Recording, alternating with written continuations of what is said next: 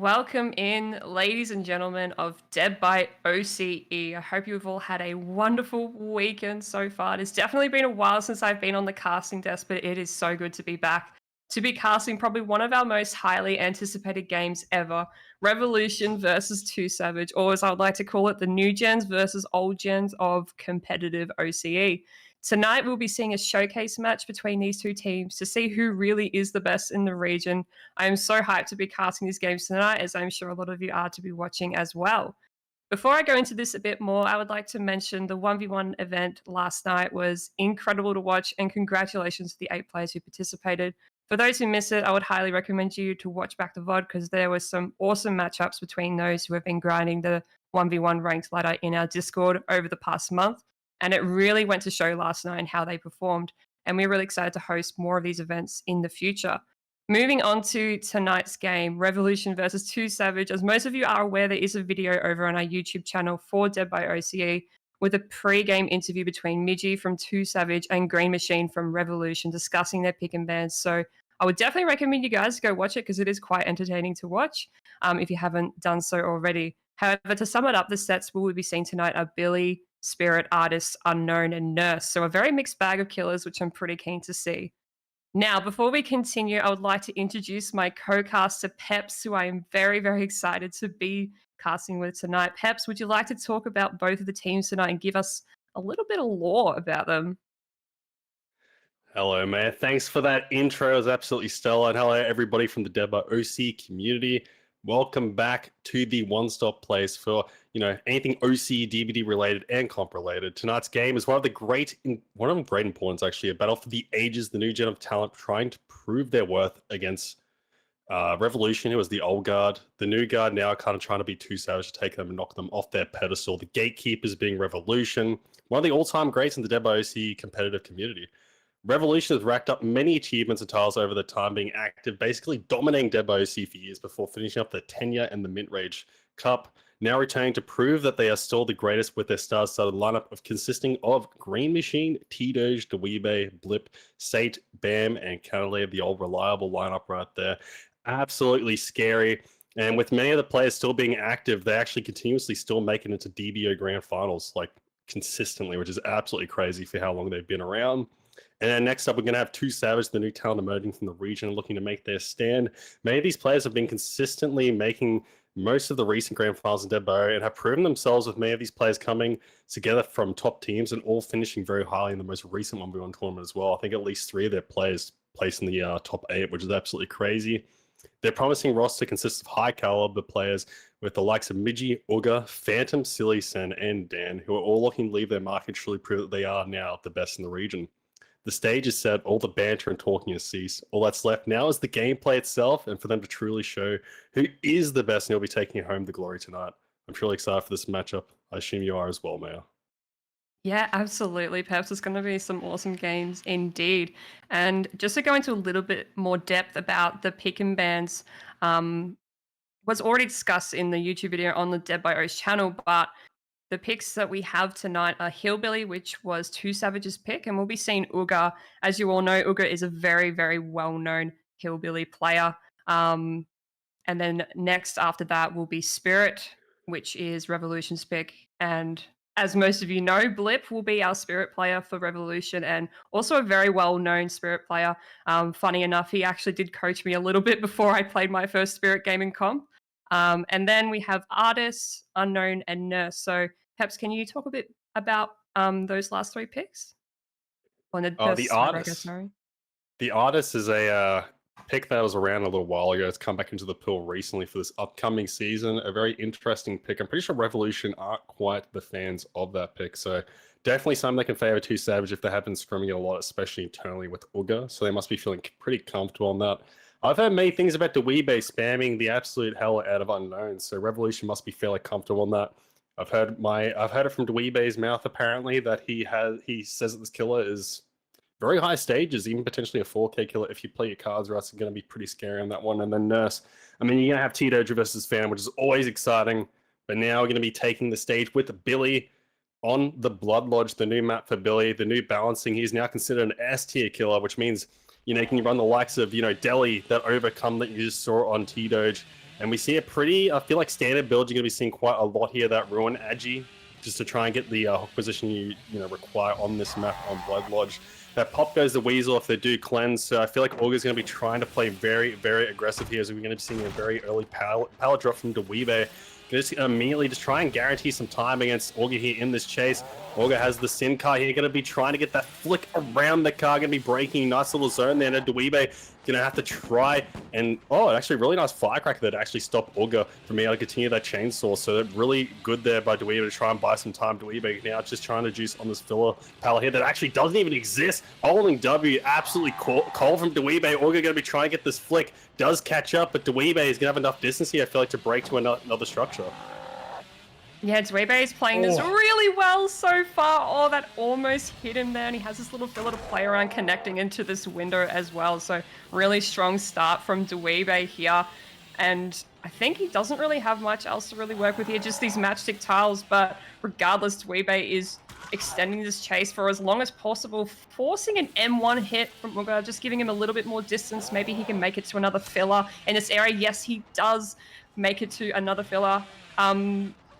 Just to mention before about Billy being moved into S tier, I'm really keen to see, the likes of the perks like Deli coming back in to play, and also there has been a few balancing updates as well. So I believe Dead Hard and DS is also banned against Hillbilly and S tier, so there won't be access to that. But my God, DeadByOCE is just cooking right now with the little resources he has. He makes it back to these matchstick tiles. This is absolutely crazy, but unfortunately, I think DeadByOCE is just going to be dying in the edge map here. So very strong start from Revolution here, and they get 2 gens out of it. The one really scary position here for Revolution is the fact that we do have that agitation on the Billy, so you're going to be able to get a nice hook here onto the DeadByOCE, probably going to be protecting a 3-gen, probably around the shack/bot side of the map here.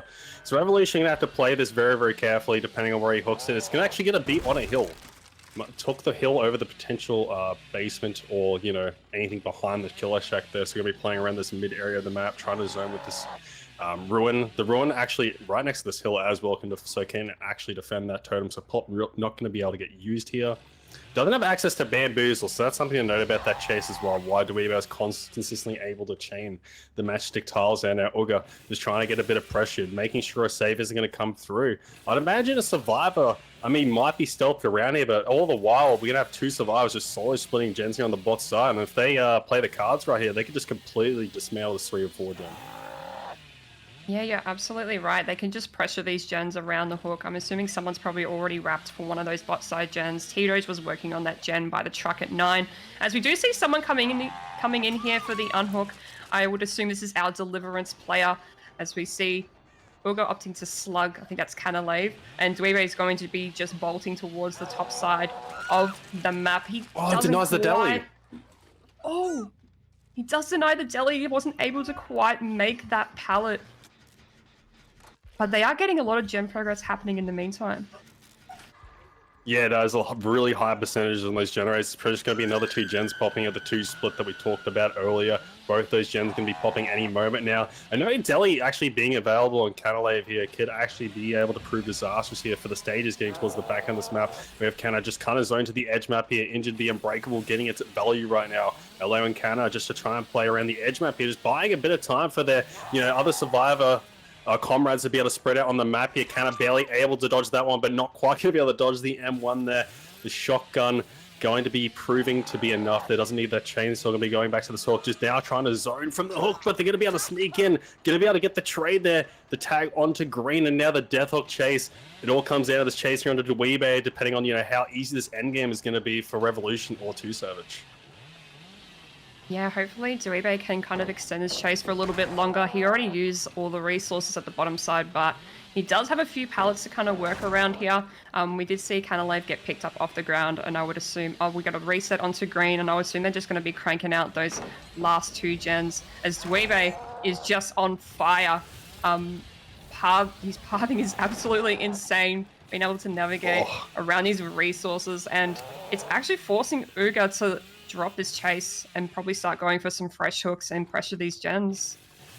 Yeah, I like this decision from Augur actually to try to be going for these fresh hooks. I mean, it was just so much time being wasted. DeadByOCE probably might make at least one more filler, maybe that jungle gym that guarantees all the way, like guarantees spawns all the way at 10. And it's just too much time waste. I mean, the last gem will probably pop, assuming they're going to be at least 2-man stacking it. Now Augur going to be trying to get a fresh hook here onto T-Doge, maybe get a flick soon enough. I don't think there's a lot of resources left on this map. A lot of them got using that first chase, a nice flick coming there onto T-Doge. This is going to be an additional fresh hook. And now Augur can start the snowball. No, the ruin hasn't been cleansed. Oh, actually, it did get cleansed during the chase, actually. So now the pop goes, the Weasel can actually be used on these remaining gens.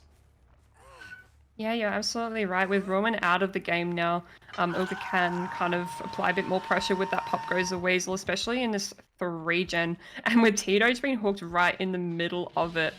You know, despite Revolution had a pretty strong start with DBO's first chase. Oh my god, no, just caught out of position, Catalave. That is actually so good for Augur to try and bring this back. And there's no deli on Canna either. Yeah. Just because remember that unhook earlier, the down was too quick, so now Canna actually has to have a survivor force to come in here, and they're forced to be able to actually get this port. Just more time waste for Augur's side. Having use of that pop goes the Weasel. There wouldn't be a lot of progress on the gens at this current moment, as it's just been a consistent snowball. The survivors getting hit and tagged and just down here in the middle stages of this game. Augur now finding green on this matchstick tile where he was chasing DeadByOCE all the time earlier. A nice flick onto green. And I'm pretty sure this actually means 4 fresh hooks just right out the bat, like just consistently over the past minute. I think it's 3 additional fresh hooks here. So 4 freshes, a lot of hook stages now to be able to claim on the back end of this game. And now Augur looking like in a pretty commanding position for a Billy set. Yeah, absolutely. I always love watching Augur play Billy. He's very renowned for it. I think we only got to see him play Hillbilly once last season, so it's really good to see it once again, especially against a team like Revolution. And he is playing extremely well. Despite the kind of rough start he had with that long chase, he is just keeping his cool and composure and being able to kind of set a somewhat... What is happening? We're going into a wall right now. And now we're going to have DeadByOCE piling on the outside of the 4 lane. I pray to the Lords that he doesn't DC. Gosh. I think we have Augur lagging here, so hopefully this recovers very, very shortly, as we're going to be seeing the survivor side just kind of spreading out along the map here. Augur has returned, but that actually does matter a lot because DeadByOCE was on that death hook. Oh my lord, we have a teleporting Billy over to the main building. I think it's probably recombobulated now. We're going to be seeing a chase onto Canalave here on the probably one of the last remaining pallets left on the map. Canna just looking to go towards this one side of the map. Actually, Brady not surviving T-Doge! Gonna be getting sniped around the tree. Oh my lord, there was an insane snipe. Augur making sure that DC making up for time there. And a nice little tap there onto T-Doge, just checking on his generators, can easily go back on that overdrive movement speed coming in clutch there on that down. Augur is on fire right now. It's so awesome to watch, but Augur will be picking up T-Doge here, who is only 2nd stage, but he does get pop and go down to that gen at 6. I had a bit of progress, so he is in a pretty commanding position right now, and yeah, he's just going to be hooking in this nice little hook in the middle of the 3 gens. So yeah, in a really, really good position from Augur, but Revolution... Oh, they do actually manage to get the last gen done. I think that was main building that popped. DeadByOCE playing a bit aggressive on that main building. Very, very well played as we see the unhook coming on to T-Doge here. Probably not the person you want to be going for. I think green would be worth a bit more to go for as he's only been hooked once, but T-Doge is going to be trying to take a hit for Canalave here as we see someone working on the gate a bit aggressively over here, but...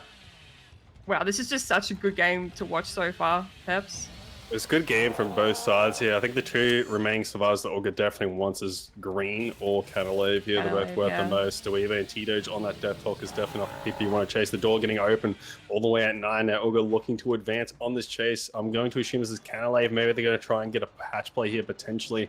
That's probably all they can really do here. Canalave going to be taking that vault now. Going to be looking for the hatch play. Augur just very fully aware of this. Is not even going to allow that as a possibility. But getting those outs there, kind of hard for a battle. I mean, Augur looking pretty shaky there at the start, but bringing it back, playing around the last remaining 3 gen he had, playing it very well. A lot of snipes coming through as well, which, I mean, adds up in the end, getting all those fresh hooks. The death here now on the Canalave, and if I'm not mistaken, this will be a 4 fresh 8 stage. Yeah, absolutely right, Peps. Yeah, I think it's... Is it 7 stage? Or 7 It'll or be 8 8 stages on the death. 8 stages, 4 fresh, yeah. So not a bad result for Uga here, considering the start that, the really strong start that Revolution had. So very, very well played by Uga to kind of bring it back in that mid to end game. So very well played by both sides. And we will be switching over. I'm not too sure who's playing Hillbilly for Revolution's It'll be side, but Bam. it'll be Bam. Oh, I'm very excited to see that. We will be taking a short intermission break as we swap over and get that game set up for you guys.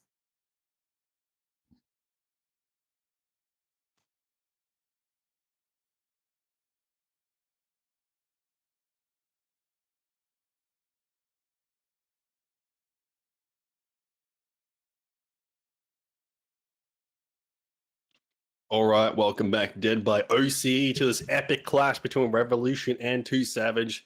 Revolution got that 4 fresh 8 out the door, or 4 stages out the door, 4 fresh 8 for Uga for Team Savage. So now Revolution's going to have Bam here playing Killer on the Blood Lodge. Going to be on that Hillbilly. Haven't seen Bam play Hillbilly for quite some time, but bit of a prolific Hillbilly player, has played it for a very, very long time now, taking, you know, a liking to the killer yet again because of the recent buffs. And I mean, like, this killer's absolutely insane now. And what a Oh. cooking build we're seeing. Bam and Monster Shrine. Yeah, that's definitely a perk that I haven't seen run in comp for a while. I think the last time I saw it was like on a couple plague sets a long time ago. But yeah, very interesting choice by Bam, but I'm excited to see how he kind of cooks with it. And it might actually throw 2 Savage off guard if they, kind of don't play around it. But we are going to be immediately taking first chase onto Midgie, the GOAT. Going to be working around these pallets. Going to be using them to his advantage, and he does have access to bus over here. But can Bam get the snipe onto him? No, he just doesn't quite make it onto Midgie. Playing his first chase extremely well. Going to be safely pre-dropping that. Winning the 50-50 on the pallet as well. As Midge is going to keep running around this, forcing Bam to break this. And I don't believe he has much else to really work with around here. He gets Midgie with the crouch check. He is cold, forcing an M1 so he can make it back to that corner over at 10 as the first gen pops. Yeah, something to remember here, as we saw in the Uga game as well, because Billy is a bit of a strong killer, especially in the chase and demolishing those pallets. The early game can be a bit rough depending on the setup. Midgie playing very, very well here, but the back end of the game, with that Monster Shrine, is going to be the key for Bam to try and bring this one back in that mid to late game. Midgie going to be doing that vault there, going straight into Bam, but definitely better to, die edge map. This is what we need to be seeing from the side of 2 Savage to try and, bleed as much time as they can from the Billy, because this character can go from one side of the map to the other basically almost instantly. As I think we just did see a Survivor kind of stealthing up towards the top side of the map here, ready for this pull, depending on how far Bam does go away from this hook. Pop goes the Weasel here for that slowdown, not relying on the Ruin like Hooker did. And now Bam just trying to make his rounds here, just going around the map to see if he can find a generator that's being worked, but never mind. He finds the Saver and Silly, which is definitely going to be Deli here. So this is absolutely massive. This can completely flip the game on its head here for Revolution. Bam is going to be trying to get this down. It will probably get secured at some point very, very surely, as he's just 99. That sword trying to get the flick nicely played by Silly. Silly might actually be able to get the trade now from that miss from Bam. And all of a sudden, it actually wasn't the worst thing in the world. It could have definitely panned out a lot worse for the side of 2 Savage. Now Midgie has to last in chase here for this Deli to be able to come through, unlike last game when Uga got that down too quick. Is going to be seeing Midgie trying to break away from this matchstick tile, not in a great spot here, just trying to make his rounds, running around, and the flick from Bam, not quite going to be coming through, but Midgie going to be able to connect it into this little L component of the matchstick tile. Now they're probably going to have to die edge map here, and not really going to be able to make anything else, as the down will be coming through. Silly going to be doing that break simultaneously. And I do not know how they got salvaged, but Silly and Midgie just clutching it out there in such a dicey situation. Yeah, that was way too close. Bam was so lucky to be able to find Silly there stealthing for that Deli pool, but Midgie played so well with the little resources he had, only with the matchstick tiles, being able to buy enough time so that Silly can have his deliverance up. As opposed to last game, we didn't see the deliverance come through. However, we do have 3 gens pops, so 2 Savage in a pretty decent spot at the moment. We see them working on the bottom side gens, and we see Silly resetting himself over at the bot side, as Bam is just going to be sitting here holding this area. He doesn't really need to leave this realistically. He does have 2 gens and he's LOS. I think we saw someone stealthing over at that gen near bus. And then we've got a gen at main as well. So Bam can just sit on this hook and confirm death. Yeah, that's exactly what he's doing. He's going to be confirming death onto Midgie and going to be checking this gen over at 12. As we see some scratch marks leading away. This is Sen. They are so fast. As we're going to be taking chase onto Sen, our 1v1 champion from the 1v1 event last night. As we see a very nicely timed dropped firecracker, as Sen is going to be taking his chase, but doesn't really have much to work with. Oh, and the bump on the rock as well. And now Sen can make this filler in the top mid area and actually forcing Bam to leave this and go check on his generators. Not much progress on this main building. But I think someone was already working on that gen over at 7 corner, I believe. As Bam is going to be checking that now, but just bumping on everything, and they've already pre-left. And I think they still have Shaq as well, so it's actually a really decent spot for 2 Savage, although it is a 3v1, so they can't really make any more mistakes. Yeah, they can't afford to have a snowball of downs and tags and injures and pops. No. Kind of occur here. Nice flick from Bam. They're redeeming the past few chainsaws, but as you can see, like the map mobility going from one place to another, especially in that overdrive, it's so fast. You can't, like, Billy doesn't get punished that much for, leading for a little bit, trying to get a bit of a chase, trying to get a nice flick and a nice down, because, I mean, you can go to where you need to be almost simultaneously. So you're going to be seeing Silly, I think, playing around for this hook at the main building. I think we saw that. He's probably going to be SPing when he sees the opportunity is right. Claim that save, and the opportunity is now as the pull's going to be coming through. Sen going to be not actually able to take that hit. A nice flick there from Bam, throwing the needle around Sen there, and now Silly going to be slugging on the ground. This is really good for Bam. Bam knows that there's no more unbreakable on Silly because of the mishap that happened early at 10. So Bam going to be playing that Pop Goes the Weasel. Going to be chain throwing back here, the vault back.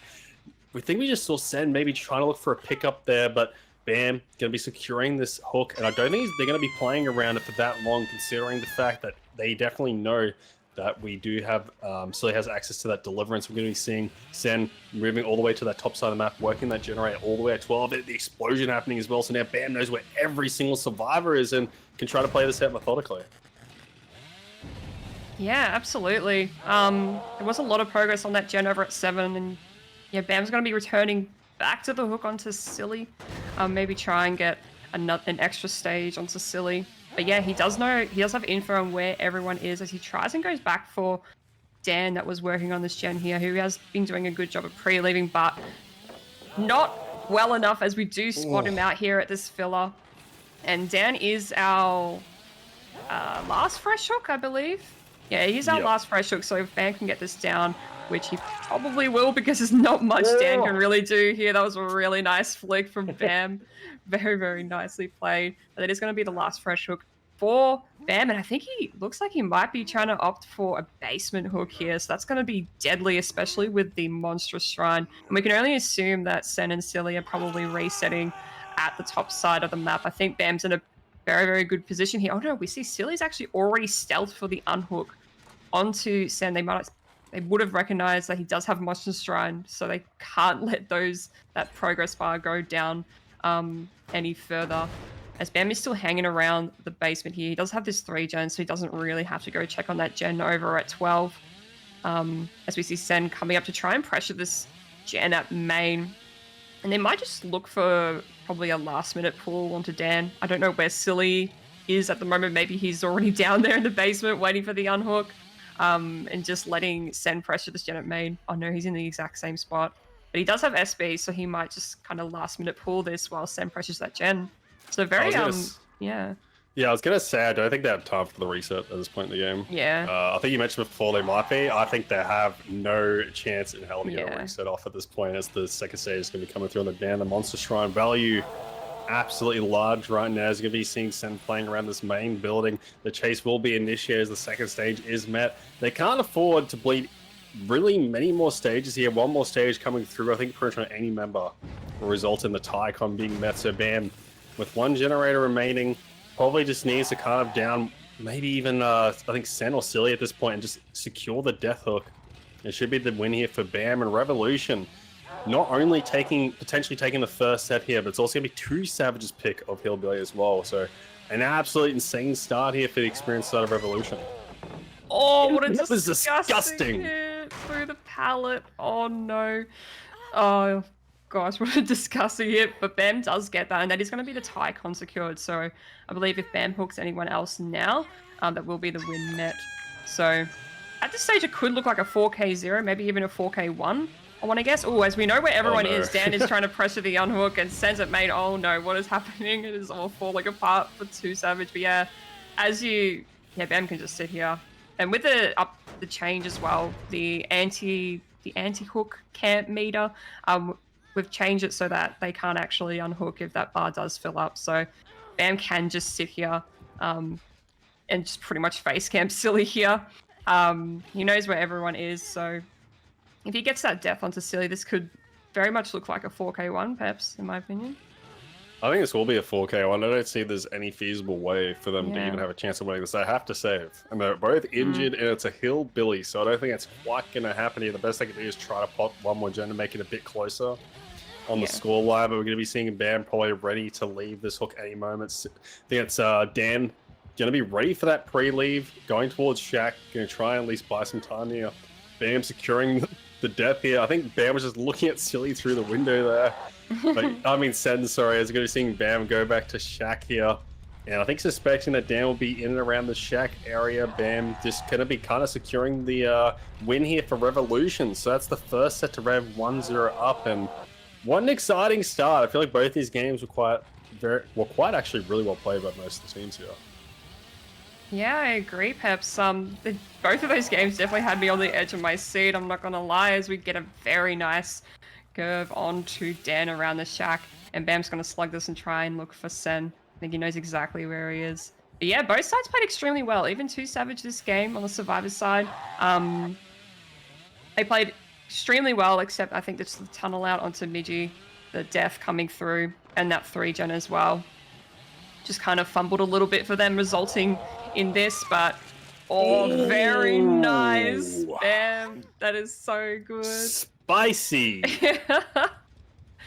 Nah, that's awesome to see. A 4K1 from Bam. He's going to be really, really happy with that, I'm sure of it. And yes, that is going to be the first set win for Revolution, which is 2Savage's pick as well. So a little bit disheartening for 2Savage, but hopefully they can pick it up in the next set, which is Spirit, which is Revolution's pick, as I think it will be Blip playing Spirit first. So I'm very excited to see that game.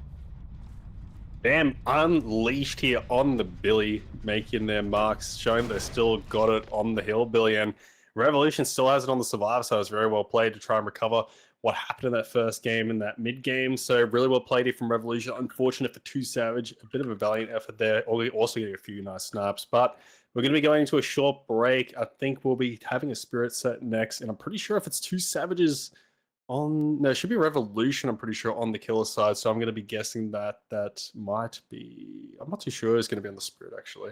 Let me have a quick It'll check. be Blip for Revolution. Oh, it would be Blip for Revolution. My bad. I shouldn't have even had to think about that. Blip, being an insane Spirit player, everyone should know Blip.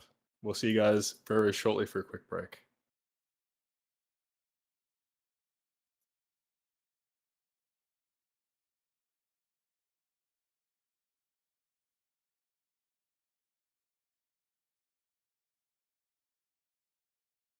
All right, welcome back, everybody. We're going to be moving on to the Spirit set here, which is going to be on Coal Tower. A bit of a different change of pace here map-wise on the new balancing that we have. We've seen Wrecker's Yard used for many, many seasons now, but now new home at CT with Blip on the Spirit. An absolute insane Spirit player, just an insane player in general coming back here. Everyone who wants to play Spirit, get your notepads out. This is definitely the kill player you're going to be wanting to watch in OCE. I think you can kind of attest to that, Maya. And, you know, with you being a Spirit player yourself, I mean, run us through what Blip might be looking for here. I would guess that Blip would probably be looking for anyone stealthing around main building at the moment, which he doesn't seem to find, as we do see someone actually crossing over all the way at 9 here.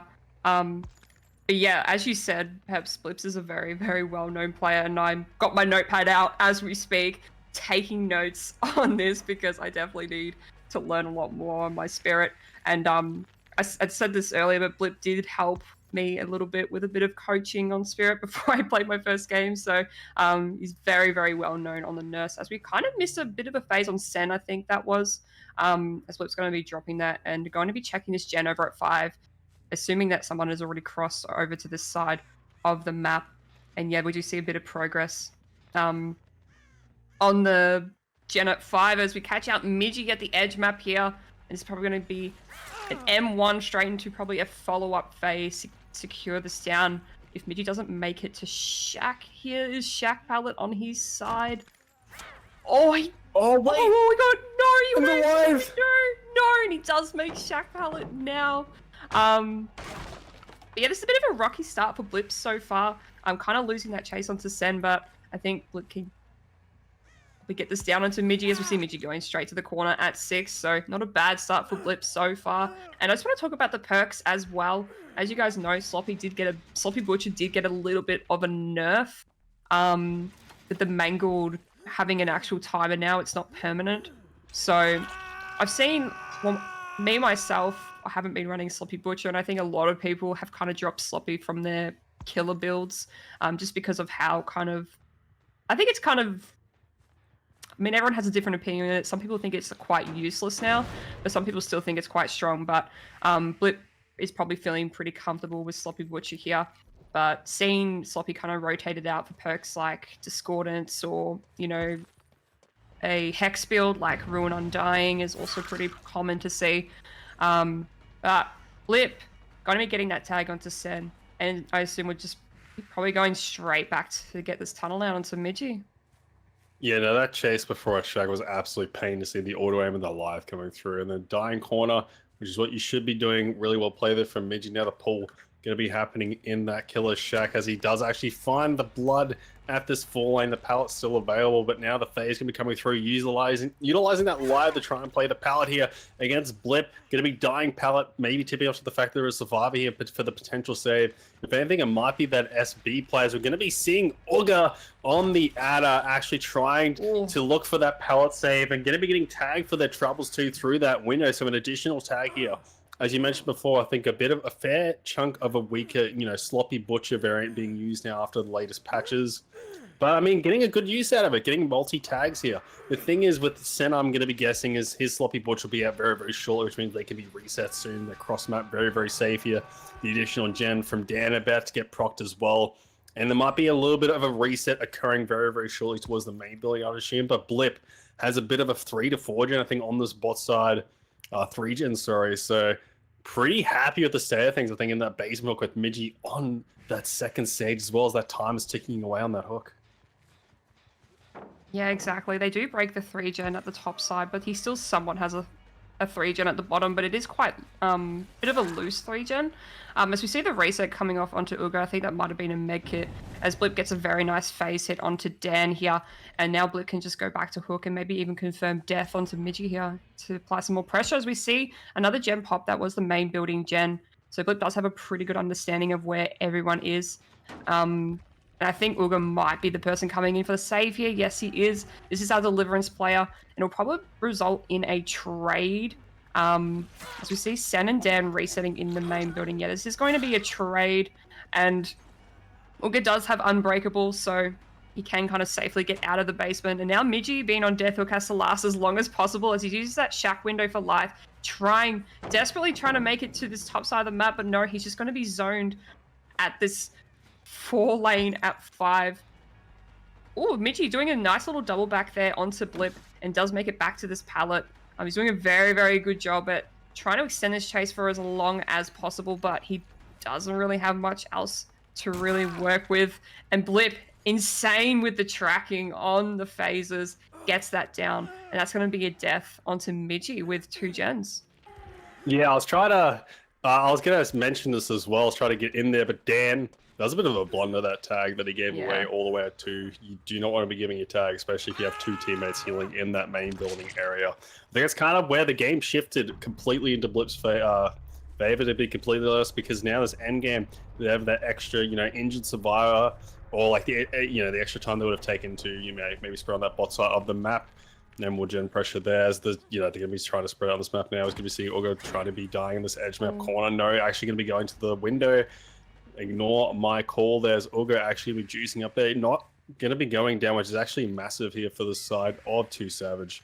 Because Blip, I mean, that's the ideal survivor you want to be chasing here in the scenarios down. I think we'll be still working this generator at 2. The pop going to be coming through. And now Blip in a very commanding position right now. If he gets a few tags, I think the 3v1, especially in this scenario, the Sloppy Bush is going to be getting a lot of value now. Yeah, absolutely. The Sloppy Butcher will be coming in pretty clutch here. Though I think Uga has been injured for quite some time, so I think his mangled effect would have run out by now. But Dan and Sen doing a very good job at the moment, trying to stealth and pre-leave his gens. As we see the reset coming off onto Uga, finally. So they're doing a hard reset. That's exactly what you want to do in a 3v1. You want a hard reset, and you need to play this safe, especially with his gens being so cluttered around the bottom side. And yeah, they're playing very, very safely, playing off of what Blip does. As we see Dan working on that gen over at 2. But Blip doesn't really need to go and overextend. You can just kind of clean up this area, get rid of these pallets. And now he will finally be checking this. And Dan, if he doesn't make the same blunder as before, pre-leaving his gens. Oh, what a disgusting hit over that pallet. Probably should have left a little bit earlier, but Blip happy with the tag that he's got. He can... Oh no, he's going to be actually committing to this. Dan going to be waiting on the hill with a balanced landing is allowed on Cold Tower for Spirit, so I assume he is our BL player. As we see Uga and Sen slowly crossing to the bottom side, going to tackle these gens. So I do respect the way that 2 Savage are playing so far, but Blip has just got so much control of this game right now, just applying so much pressure. Yeah, I mean, it's going to be very hard. I foresee this being a potential 4K at 1. Is going to be seeing Blip taking this phase onto Uga. Uga trying to use that, you know, a bit of a walk there, trying to evade that hit, and Blip not able to track a little bit of the walking there from the adder, and is forced to go away here back towards the 3-gen. Blip wanting to make sure this isn't going to, you know, get snuck around. Maybe a cheeky little double here is going to be seeing the Shelly 6-gen actually being worked.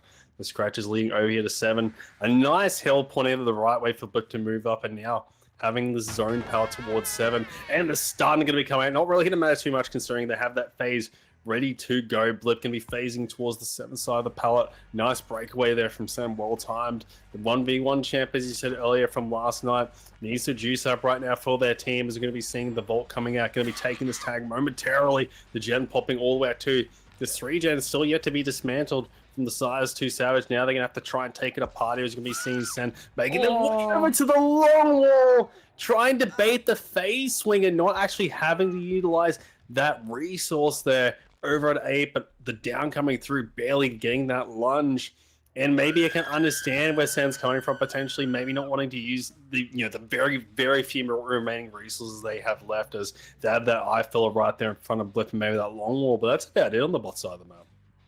Yeah, exactly. All their resources are probably all the way over at main building. We haven't really seen much main building action happen this game, but I mean, why would you as a Spirit? It's awful to try and chase, but Blip's in a very, very demanding position right now. He has this hook next to this 3-gen. I think Uga, yeah, Uga's our Delhi player, so Blip can kind of just patrol this area. As we see Uga coming in for the unhook, and Dan trying to pressure this gen at 5, and this is going to result in another trade. That's not what you want. With Unbreakable already being used, but Blip's going to pick this and get his extra fresh hook. And just getting the deli out of the way as well. Yeah, exactly. Get the deli out of the way. Going to be opting for that basement hook as well, as Sen will need to be reset. Oh no, he's going to be working on this gen at 10. I think at this point you probably don't really have much time to really reset in this situation. I mean, I guess you could, because Uga does have deli, so they don't need to worry about going in for the save onto Uga. But there's just no gen pressure happening at the moment. There's this little no... Oh, we saw Dan very briefly over at the edge map here as Blip expecting the deliverance. He's going to be going back to get this hook onto Uga. Going to be blocking him from the basement. No, and Uga's just going to be running back in into the corner. Oh no. I mean, there's really much you could do there. It's nice blocks from Blip, and then, I mean, we're just seeing Uga run back into the basement and waste as much time as possible, as I think this is the correct decision. Send that Hail Mary to try and get this last generator popped. I mean, you're not really going to find another brief window of opportunity to be able to get this. I just foresee them holding M1 here, conceding that 4K0. It's going to be really, really close as Blip is coming around the corner. That pop goes, the Weasel, the Dan are coming out. Dan forced to let go, though. The pop going to be coming through. This is absolutely devastating on the side of 2 Savage, not being able to pop that generator in time. Is going to be seeing Blip phasing back towards the basement here. We're going to be seeing Dan running in. I think that was BL actually going to be buying some distance here. Sen, all the while, is going to be working on that generator all the way at 9. Trey going to be coming through. Auga maybe forced to take this hit. No, not able to. Dan going to be going down there. Auga probably just going to be holy W sprinting to this generator. We're going to be seeing a forced men here onto Sen. I don't know if they have enough time. Maybe they have to try and pressure a quick pulley, and I think that's what Auga is going to have to do. I think we just saw there on the cam. You need to try and force a loss for, loss for win situation, trying to make it not as bad here for the side of 2 Savages. Another cycle pop's going to be coming through. This is the quick pull that out for C. Auga going for the pull coming through, and now Dan instantly going to be rotating back onto Knives. We're going to be seeing 2 survivors here scrambling to try and get some time back on their side as 2 Savage survivors are kind of scrambling all over the place on the bot side of the map here. Auga trying to be confusing on the edge map here.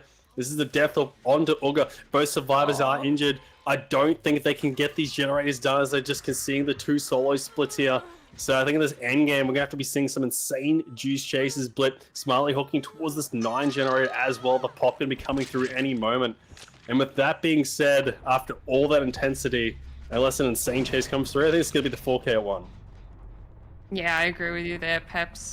The 4K one is very, very likely. I was going to say before, it was so unfortunate to see Sen having to mend instead of, working on that gen.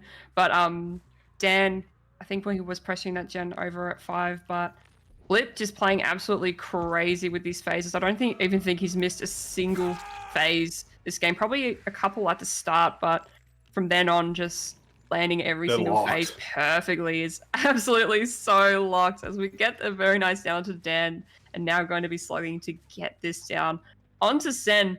Finally a chase at the main building where probably all of our resources are left. And yeah, one last chase on the 1v1 champion, Sen. And can Sen outlast this on the phase? Ooh, nice. Very nicely timed pallet drop. And I think he has another pallet on the one side of main as well. So see if Sen can juice this up. He does make the window, forcing Blip to come out of phase and break that door.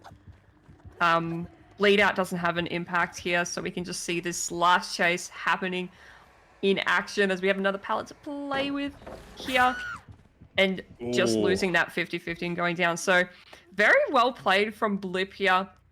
So well versed on the Spirit, just landing every single phase, being absolutely perfect with the tracking and just with the macro knowledge as well. Missing a few phases at the start was a little bit rocky, but was able to kind of reel it back in and just put up a really strong performance. It was really great to see. So very, very well played to Blip. A 4K1 is definitely an amazing result, especially on this map. I think it's pretty... Spirit's pretty tough on this map, in my opinion. I'm not as good as Blip and, other very good Spirit players, but it is very, very hard to get a 4K1 on this map for Spirit. Yeah, I was going to say, this is not the result you want if you're 2 Savage. It's actually kind of a scary position to be in, considering we saw Revolution take this pick of the Spirit. So their Survivor side, Revolution is very, very comfortable and realistically, pretty much every killer. But if it's top 3, especially a pick like Spirit, they are very, very strong on those survival laps against those killers. So the side of this is going to be the side of 2 Savage here. The killer player is going to have to shop and play absolutely insane. I think it's going to be Phantom as well. We have seen Phantom clutch up in the past, get some really good Spirit results. But as you said, a new map, a new experience here. We're going to be seeing Phantom on the Coal Tower very, very shortly with Spirit as we go into a short break.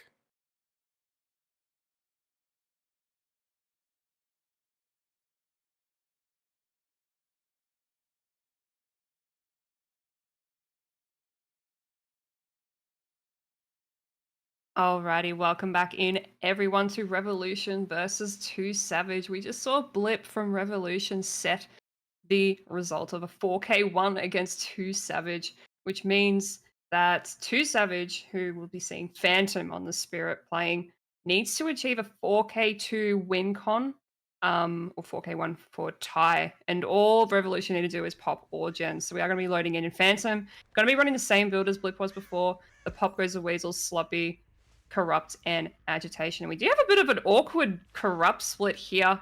One down at the bottom side of the map and two at the top side. I think we saw someone stealthing around this rock here. Oh, this is Canna. Very nice find from Phantom. You could just briefly saw his head over the rock and a really nice firecracker into the shack pallet drop, just avoiding that first hit. So very, very well played. Very good start. Yeah. With the SB, it's most likely the deli.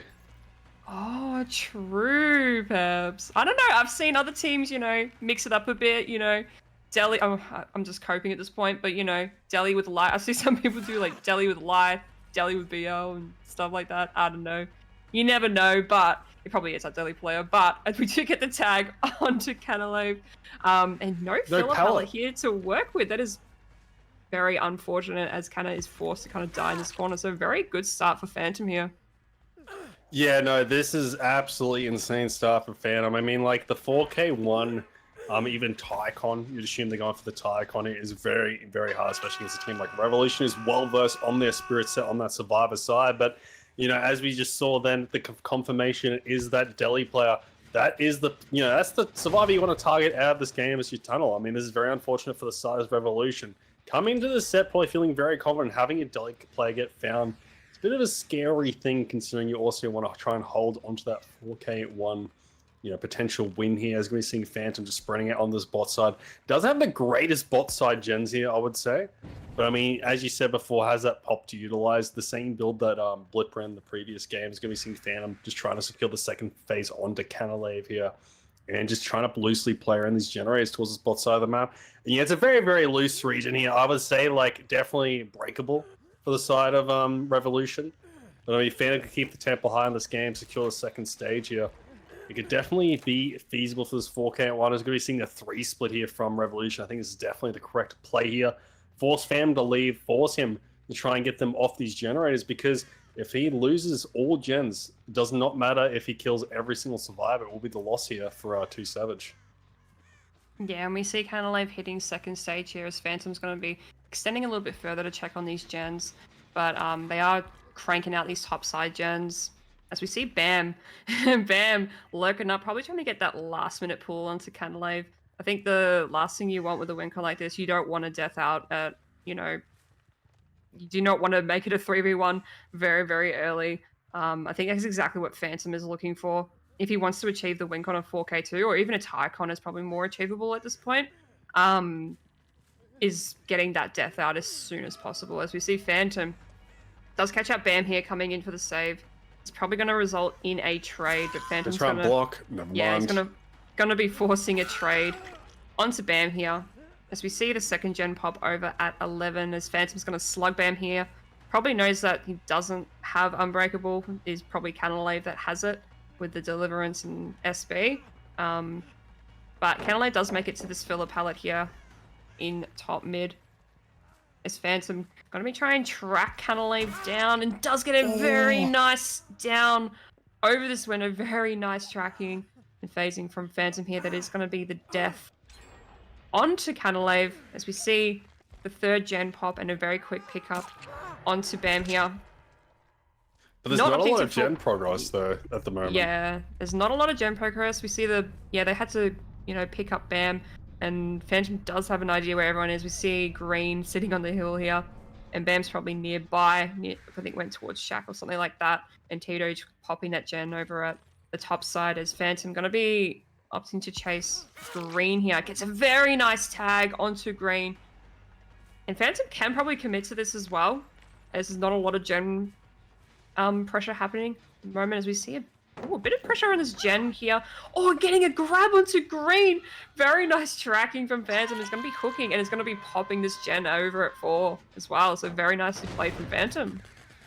Yeah, and as this game ticks and ticks away, the Tycon is looking like it will honestly get met if the pace of this game keeps up like this. And Phantom, a very, very strong killer play. So you can't afford to give away, that deli chase at the start. You can't afford to make these slight errors because, in my opinion, Pham is one of the best killers in the region at punishing mistakes, and just, just generally moving around the map, knowing his timings for pulls a lot of the time, always getting back to the hook. As we just see there, as the pull occurs, and now Phantom instantly starting this chase on the Tito's. Tito's trying to make to this 4-lane power, not quite going to make it, and now all of a sudden, in the back end of this game, we have 3 injured survivors, which is absolutely scary situation to be in right now for Revolution. There's going to be seeing Tito smartly pathing all the way down to the 12 side of the map here. Going to be going down the Z-Wall, dying complete edge map. This is definitely where you want to be dying right now if you are on the side of Revolution. Really smart pathing there from Tito, just to, haul it all the way down to the top side of the map. So going to be seeing a reset coming through onto Bam. Bam will be stealthing for the save, most likely, as he is the reset player. Greenpoint going to be stealthing as we never mind. We're going to be seeing Bam go towards the bot side of the map. I think this is actually a better idea. I thought we were going to be seeing Bam stealth the save. Green playing on the Genzo is very risky, considering he would be one tap. But now we're going to be seeing Bam playing around the spot side of the map. Bam immediately going to be getting this tag here. No Godfiller available. Nobody is home right there. We're going to be seeing Bam now forced to go to the top side of the map. The iFiller actually not being pre-dropped here. The phase coming back for Phantom as well. It's going to be seeing Phantom phase after Bam here at this 4-lane, just where T-Dodge got hit moments ago, and Phantom's just winning every 50-50. Yeah, Phantom has just been landing every single phase, playing out of his mind. Just getting these really, really quick downs is definitely playing in his favor. And yeah, another hook in his back pocket onto Bam, and with Sloppy Butcher probably coming in, using a lot of value here as well in a 3v1. So we see the reset coming off onto T-Doge, and Green resetting himself with the med kit in the corner of the map. I'm not too sure where exactly that is, but Phantom does catch out T-Doge here again, and that's going to force Green to have to go for the save as he gets another tag onto T-Doge just after being reset as well. This is definitely looking a lot into Phantom's favor. He's just been playing absolutely crazy. Phantom suspecting a bit of a dead hard egg gonna be. Yeah, he's absolutely insane. Just has so much control. Gonna be using the pop on that gen at 8. As we see the unhook coming off onto Bam, and it's just Phantom is just playing absolutely crazy right now, Peps. May I hold my drink? Like, I mean, it's a 4K too. Wait a second. Oh, we're talking about that Tycon. Hold on. Hold your horses right now. I think we're seeing Phantom. He doesn't want the tie. He wants the win. I mean, if so locked.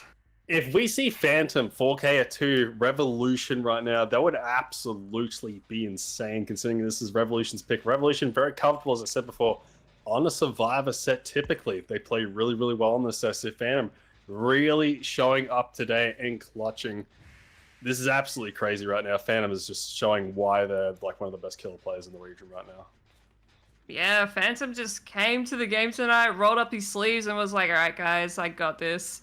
And just look at him go. He's just playing absolutely insane and can honestly just force death onto Tito here. As we see Green probably going to come in for the trade here onto Tito. But, oh no, we see both of them here. But a 4K2 is definitely looking very, very likely at them right now, unless Phantom makes a kind of crucial mistake, which, you know, I mean, it's Phantom. He doesn't really make many mistakes. He's just absolutely insane. As we get the down onto T-Doge, and Phantom going to be slugging this, and gotta go for Bam. As Bam doesn't drop the pallet and does make it around the car one more time, but I mean, you don't really have much else to he does get the stun and does give him a little bit more distance, but Phantom does have his phase back up and can kind of walk him down. Yeah. Yeah, no, that was absolutely clutch there. Bam had to get that stun, buying Revolution these precious moments to maybe get this last generator done. As in last generator for that Tycon is going to be seeing Phantom aggressing onto Bam here, trying to secure this quick down. Is going to be seeing Phantom actually pretty much losing like the first 50-50 of the game, as Bam is going to be dying corner to pick up onto T-Doge. And all of a sudden, all that perfect momentum is kind of being halted here for Rev. They're trying to get some time back here. They're delaying some downs and some tags from happening, which is nice to see. Is going to be seeing Bam wrapping around this matchstick tile. Will be going down now. Phantom securing the additional hook here onto Bam, but the gen progress can actually have a little bit of breathing room here to get some gen progress, potentially. Yeah, Bam's chase there was exactly what Revolution needed to kind of pick up the pace and slow it down a little bit and try and full reset.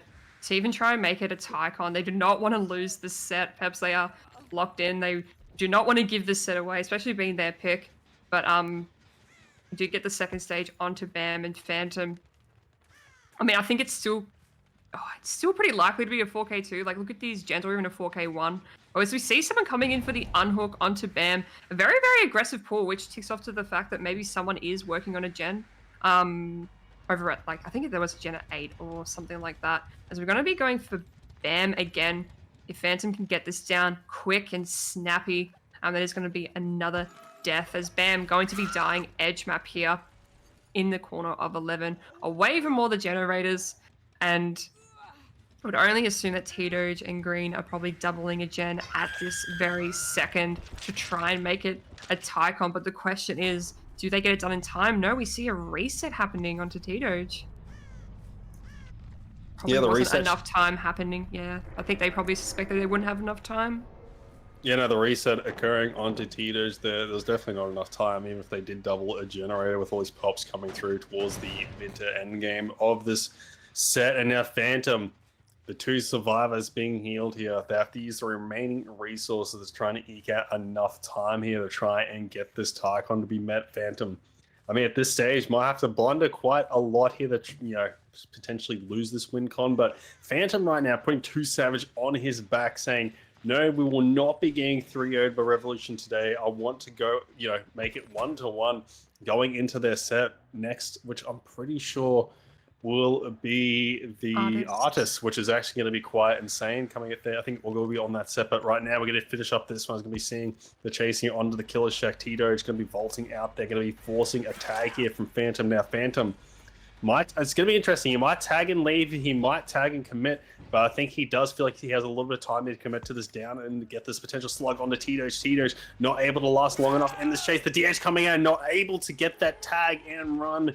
And now we're going to be seeing Green forcing off this jet, basically walking straight into the Phantom. Phantom barely missing them there, kicking this eye filler. And it was just moments away from the game being over. Green stealthing around a tiny box in the middle of the map, the pop coming through. But even though he's doing a really good job stealthing, I just don't know how you bring this one back. Yeah, I don't think there's any way you can really bring this one back. Phantom can just leave T-Doge on the ground here. He doesn't have to worry about a bleed out penalty or anything like that, as Phantom's going to be desperately trying to find Green around us. We see the pickup happening onto T-Doge from Green, so Phantom's going to be returning straight back. Going to be downing T-Doge once again and going to be trying to find where Green is, but he probably does have a good idea. Oh no, but Green's doing so good at stealthing this out. Well, this is intense. Yeah, it's interesting. Really nice build there with Live, that dance with me, and the quick and quiet. I mean, even if he does get fans, that potential to disappear with that build can be pretty strong. I don't know how to deal with if you are on the Spirit, but unfortunately, I don't think Green not really getting chased at all this game. Unfortunately, especially with a build like that, so not able to utilize those perks, correctly. Is going to be seeing Green trying to stealth around this mid map, maybe try to wrap for that pickup on the T-Doge. The alternative is maybe Green can try and get Hatchy to try and do something in this end game. I'm not too sure if that even matters too much. I think it might make a bit of a difference considering it's only 2 points for the generator. So if Green can maybe get a hatch or a dual play, I think that's maybe what they can really go for right now.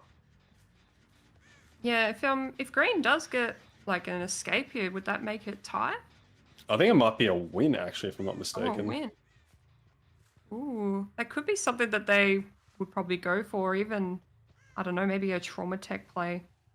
But Phantom probably doesn't want to risk that happening.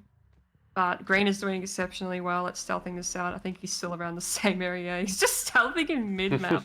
Like, Phantom is checking all the corners, all the edge map. Yeah, he does with that 8 of it. As Green is going to be slowly pushing towards T-Doge and going to try and get the pickup on him last second. It might honestly play for a trauma tech play here.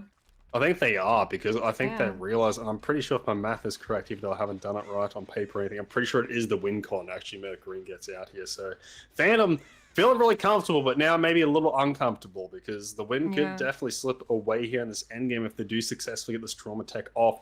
I mean, this is absolutely insane to see. Like, we are seeing Phantom forcing Revolution to go to their forcing them to get to desperate measures to try and pull out a win here for the side of Revolution. It'd be absolutely crazy to pulls up and see a Crow onto Green here, try to sneak around. We'll be getting this pickup onto T-Doge. If they get a successful trauma tech here, that would be absolutely crazy to see.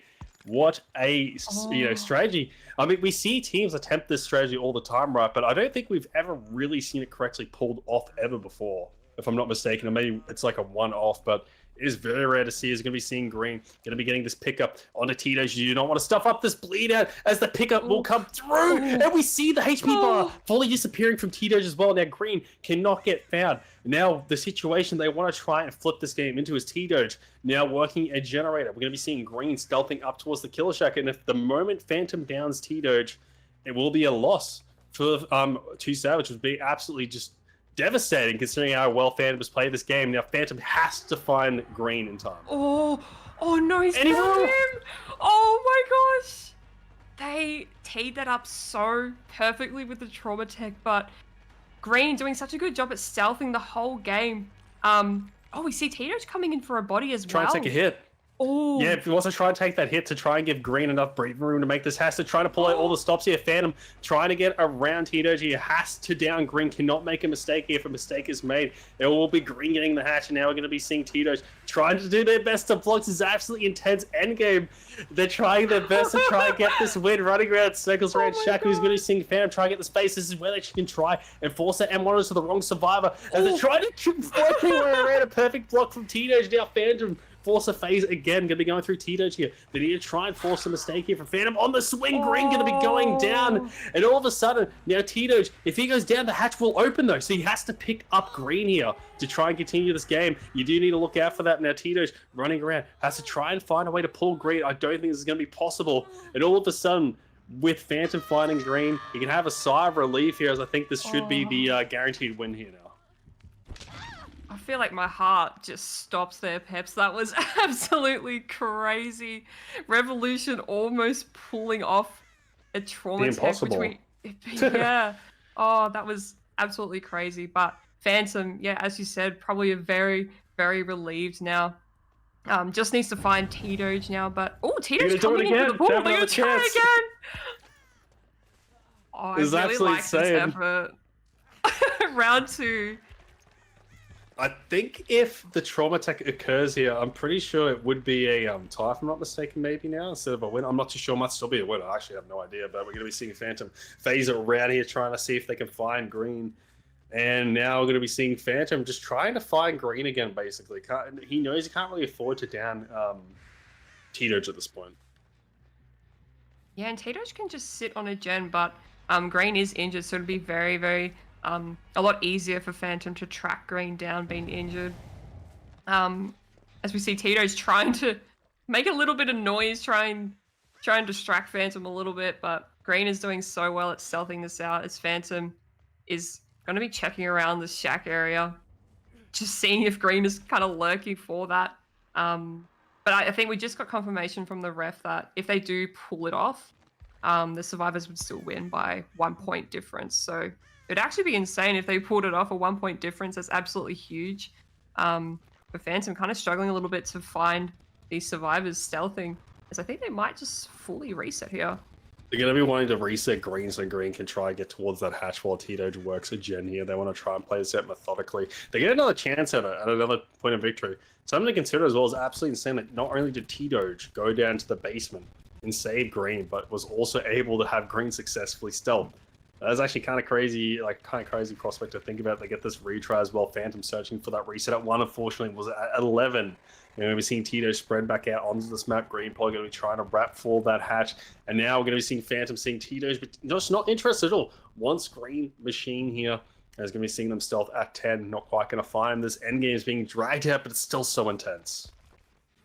Yeah, as we see Tito's jumping on a generator here, he can just sit on this.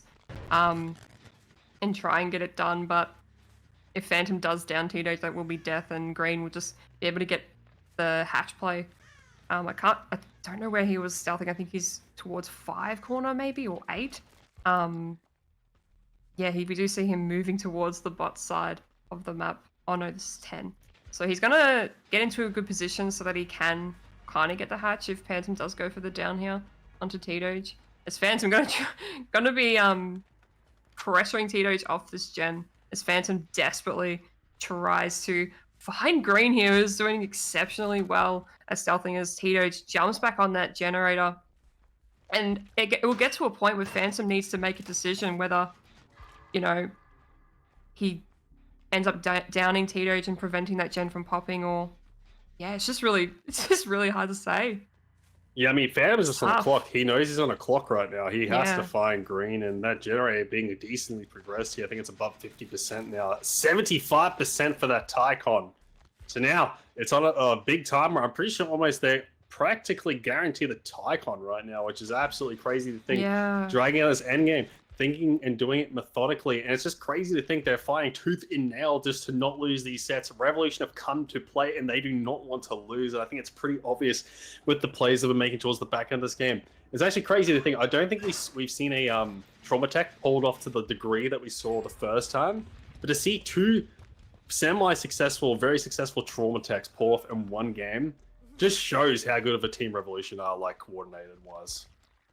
Yeah, absolutely. And it was looking a lot in Phantom's favor as well, being able to get the win, but just a huge swing of it going into a Tycon and potentially even a win if Tito pops this last gen, or if Green gets out as well. So Phantom is desperately trying to find Green here, as Green is doing really well at stealthing out, as he has been all game.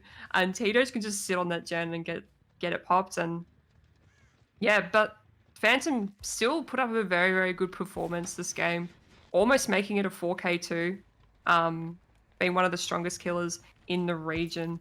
So, didn't really make any mistakes at all, but this has just I'm absolutely shocked, Peps. It's just like I've never seen something happen like this before in a game. It's just really awesome to see, and I'm not surprised to see it happen from a team like Revolution, who knows how to pull this kind of stuff off.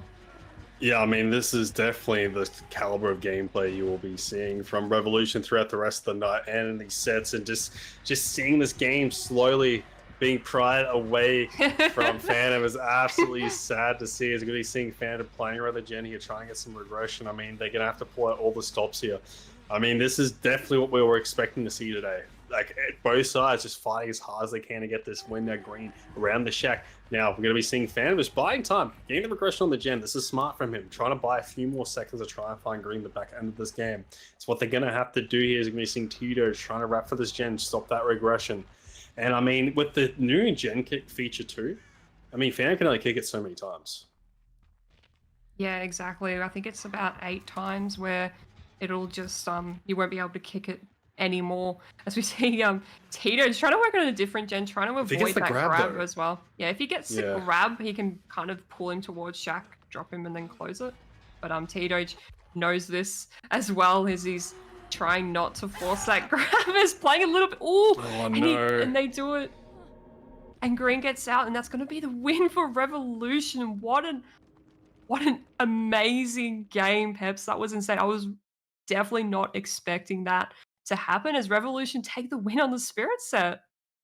That was absolutely crazy. We basically had 2 successful trauma attacks in the same game in the same set, and I mean, that just shows like how locked and how willing Revolution are, and what they're willing to, what they're going to do to try and win the set. They do not want to lose against 2 Savage. They want to prove that they still are the best. That the old guard is still, the current champions and the current best, in OCE. So I like the 5 where we're going to be seeing artists.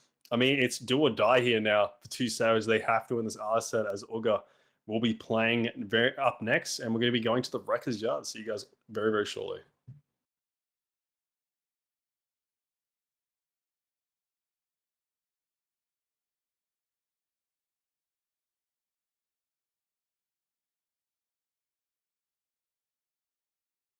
Welcome back, everyone, to Revolution versus 2 Savage. It is up 2-0 in Revolution's favor. After the last set in Spirit, where Phantom almost achieving the win con of 4K2 against Revolution, but sadly, Revolution actually taking the win against Phantom with a trauma tech.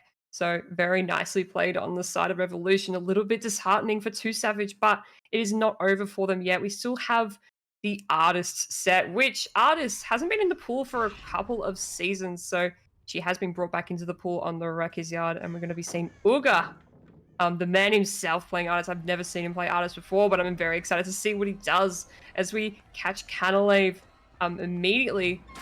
Going to be taking a tag and pathing towards the corrupt side of the map. Now, Peps, tell me how you think this game is going to go, as I believe this is actually 2 Savage's pick. Yeah, this is 2 Savage's pick. A bit of a smart pick if they have had Augur grinding and the Survivor side grinding this set, because Revolution, you know, history will show they're not the most comfortable on and against the Artists, so definitely a set that 2 Savage can take to try and see some momentum back in their favor in this best of 3. We're going to be seeing kind of, you know, the awesome counterplay against the Artists on the pallets. They're kind of just forced to run edge map and just die as far away from these gens as possible. Augur going to be getting this hook now, the double on that one of those mid-ish generators. I think that's towards 9. Hopefully he can try and pop inside for this hook, but Augur, you know, laying this hook here has that agitation, the ruin, you know, for that pressure, especially because you can get the snipes across the map, force the survivors, you know, to let go of the gen frigate, they get that passive aggression.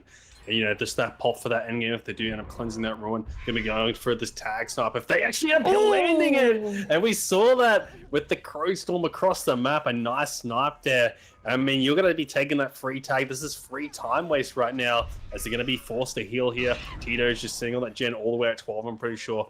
And finding the reset with the Crows as well. Is going to be seeing Bam hit with the Crows, trying to dodge in and out of that one. The snipe not quite going to be coming through. There's something to note. If he keeps harassing that reset, the Sloppy Butcher as well is going to be wasting even more time on this reset before the survivors he can spread out. We just see Bam forced to get those birds off. Sees has that reset bar go back down and now forcing more time loss. And I think this is pretty much going to be Canna dying on this hook for 2 gens. I mean, not dying, going second on this hook for 2 gens, which is actually not that bad of a trade. You're actually happy if you're Augur.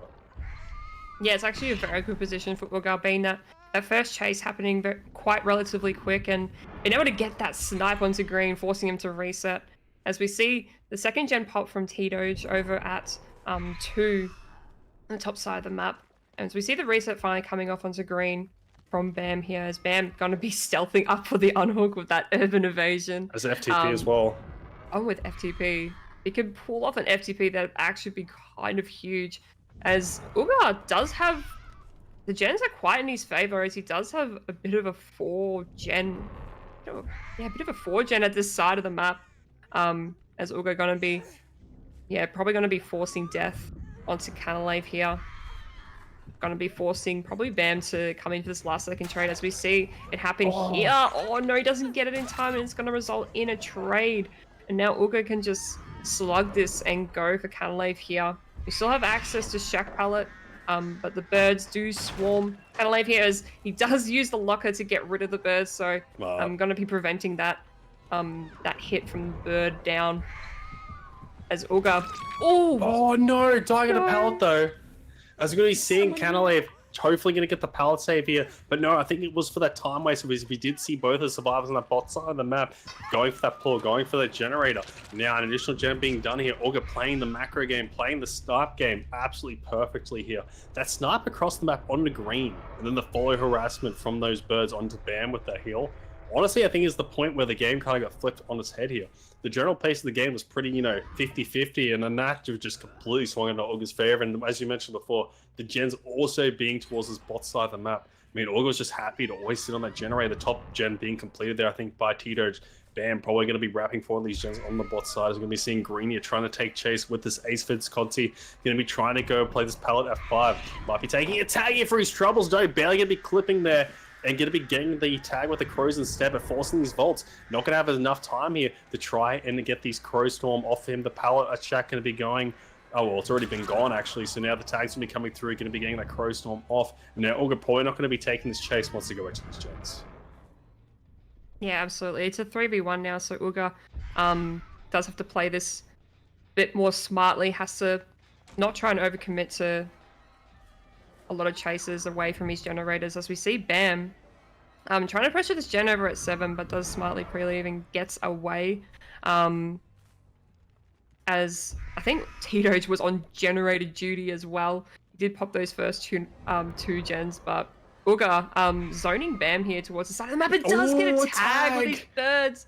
But Bam gonna be holding W to the top side, where away from all the generators, does have a few resources to work around, but it is Artist. Artist can kind of just zone you away at every pallet and every tile, as Bam trying to dodge the bird, but does go down with the M1 as well.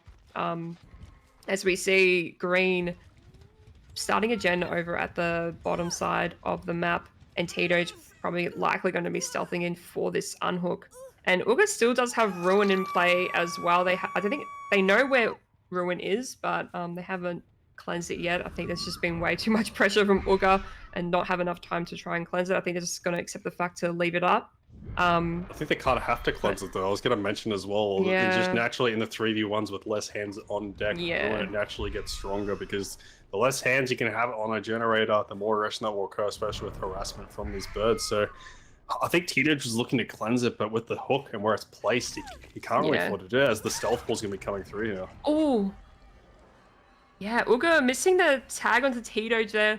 And Bam being able to body block that, but Uga does opt to chase Tito here.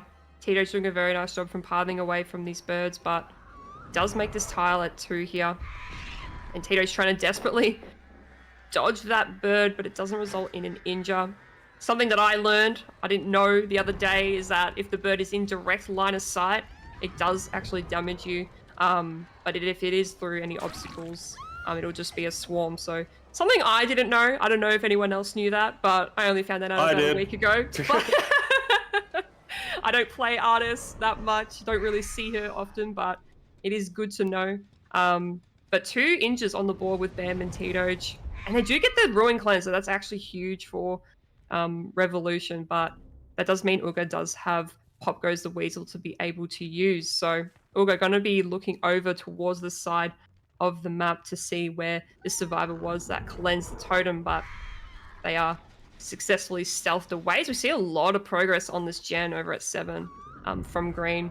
Going to be playing a little bit safely while Bam and Tito get the reset off, but Uga does find Green here with the birds, and Uga going to be committing to this as well, and Green needs to try and last a little bit while Bam and Tito get this reset off, and Uga's probably recognized that and can safely commit to this.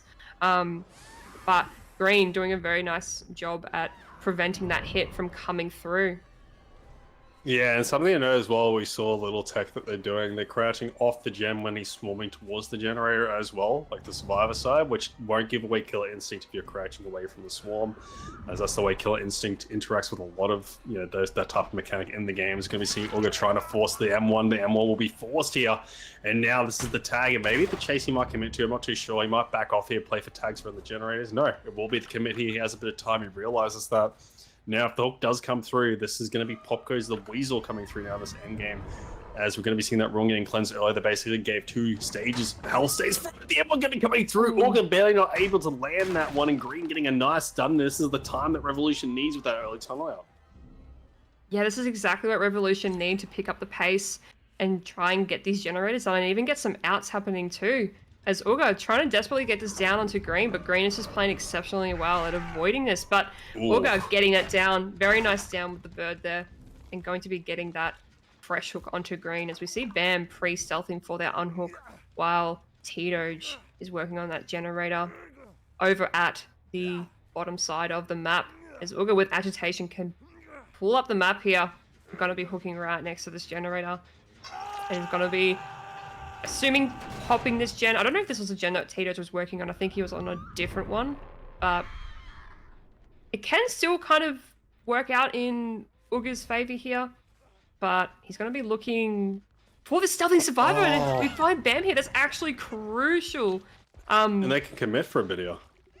Yeah, he can commit, but it doesn't look like Tito is going to be going for that unhook. I think he wants to confirm that generator first. He does have a little bit of time, but if Bam goes down here, that could spell troubles for Revolution, as Uga needs to get this down ASAP, as we don't have any resources left. And they will. Yeah. And does get the down onto Bam here in the corner of the map. And now, Uga in a very, very good position at the moment. Yeah, no, finding that saver was absolutely crucial. If they didn't find the saver, it was guaranteed Prince Gen Pop going to occur. Now Uga has a second chance. Another roll at the dice here to potentially get this 4K, as he now does finally, after all this battling on the top side of the map, secures the hook. more towards his bot side, towards where these generators are. And now no heal coming through onto green. Is going to be seeing Q-Gage aggroing this gen at 3. If Uga overcommits, overplays his hand here, the Paul will be coming through from green. They want to get this scenario where they can 2-1 split these generators, as Uga going to be trying to see if he can try to cut off T-Doge's progress, but kind of wants to secure the death here onto Bam, preferably, considering they're on the second stage. Getting this game down to a 2v1, especially with green injured, would be absolutely massive. Yeah, and Uga being able to hook Bam right next to the most progressed generator as well. He can kind of pressure this gen as well from far away with his birds. As we saw T-Doge get swarmed before, but was able to get rid of them with the lockers next to the gen. So we get that killer instinct onto T-Doge here, and now Uga can kind of commit to this a little bit, but I would only assume that Green and Bam are probably straight away doubling that gen over at 7. So Uga going to be going for the tag and going to be going straight to that generator. Very, very smart decision. He's got 3 injures, and this game is just back in his hands now. Yeah, no, definitely in a potential spot here to make it a 4K, but it's going to be very difficult as we have 3 survivors up now and can potentially be active on these generators unless they're in an active chase with Uga. Now Uga trying to see if they can take this chase all the way at this 3 side of the map. It's going to be T-Doge, going to be trying to play his pallet, trying not to get tagged by this bird. I'm going to be seeing Uga smartly leaving the bird up to path around that side of the pallet, basically just forcing T-Doge to vault back into his arms. And now Uga going to be getting this hook onto T-Doge, probably towards the basement. Yep, he's going to be looking to get this basement hook. As that pop goes the Weasel towards 7. I don't think he'll pop in time either. But if pop goes the Weasel potentially being applied to this generator, yeah, they're not going to be able to get done conceding it. Basically, he's going to be getting a reset instead. Yeah, absolutely.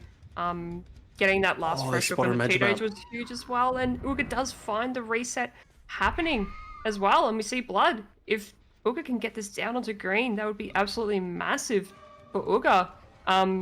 But Uga not wanting to commit to this, wants to go for Bam, coming in for the unhook here. Gonna be setting up these birds, waiting the gauntlet of birds as he gets the T-Doge. Oh my god, that is absolutely crazy. Two tap on Wrecker's Yard.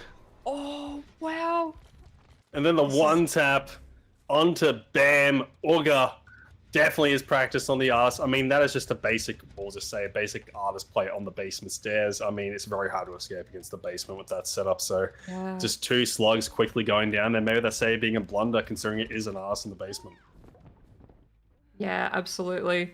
Uga definitely has the mechanics down pat on the artist. It is so awesome to see.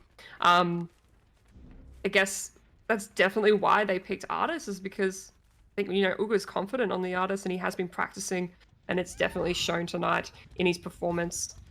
As Uga going to pick Bam here, and I think Bam is Death Hook as well, I believe.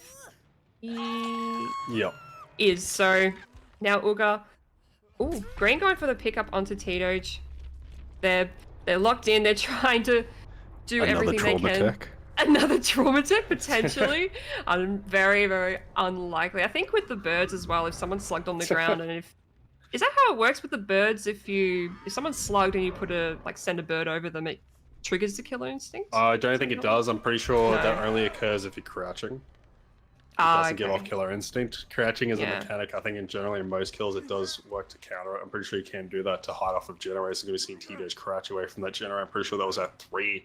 And as endgame, we'll probably just slowly come to a close here. Revolution try to fight for this last gen, but I mean I just don't really see it happening at this point. As we're seeing green on that second stage, probably going to be dying at any moment now. And maybe T-Doge tries to play for some sort of out here unless they can get a cheese pull, but really well played from Uga. Revolution actually kind of bringing the game back into their favor in that mid game as well, but Uga, having nerves of steel, bringing it back and flipping it on its head yet again. So really well played from both sides.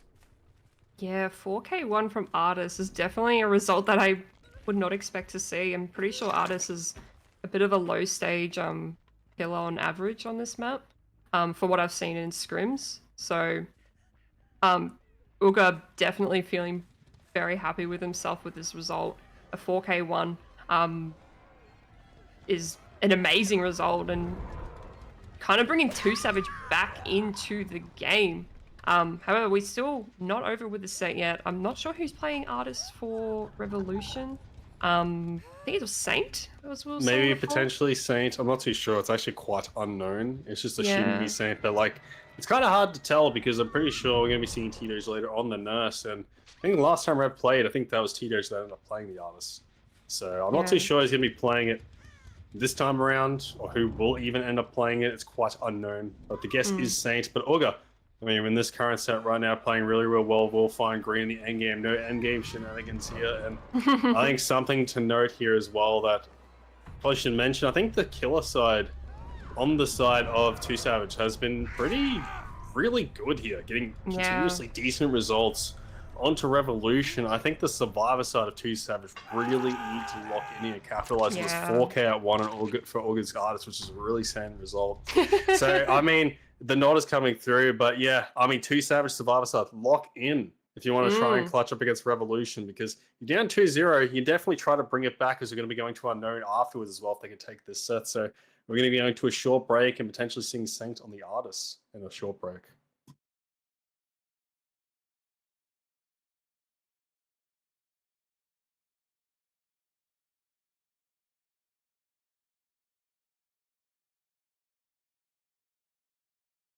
All right, welcome back.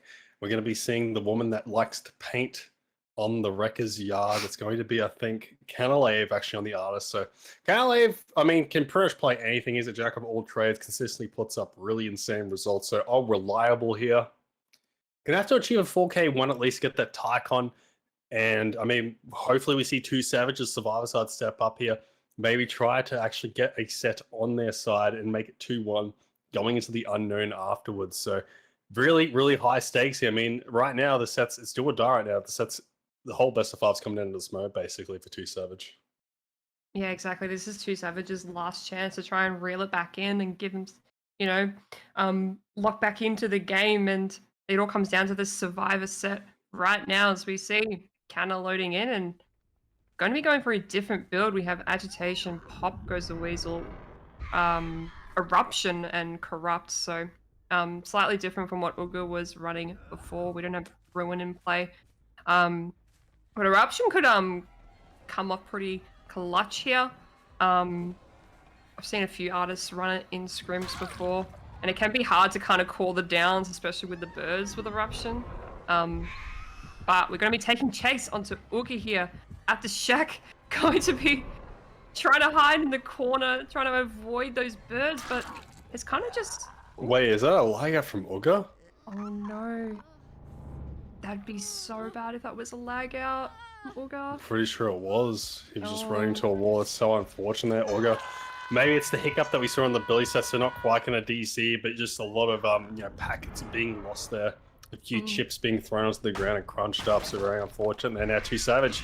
I mean, we just said how their Survivor side has to lock in. Now they're going to have to lock in even harder, because we just saw Augur and the first chase was really, really important, especially against the Artist, forcing that down to be a lot sooner, considering the lag out there is going to be seeing Sen getting tagged. That's definitely not what you want to be seeing when we see kind of roam away from the basement here.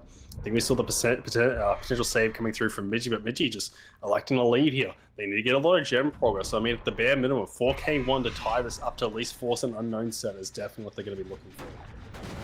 Yeah, absolutely. All they need to do is pop all gens or get down to 1 gen if they want to get another chance in this best of 5, as Canna going to be playing a little bit aggressive around this gen, pushing them off, and the save does come through onto Augur here. And the 2-tap! The 2-tap once again happening, as Canna going to be pressuring who was the unhooker. This is Midgie.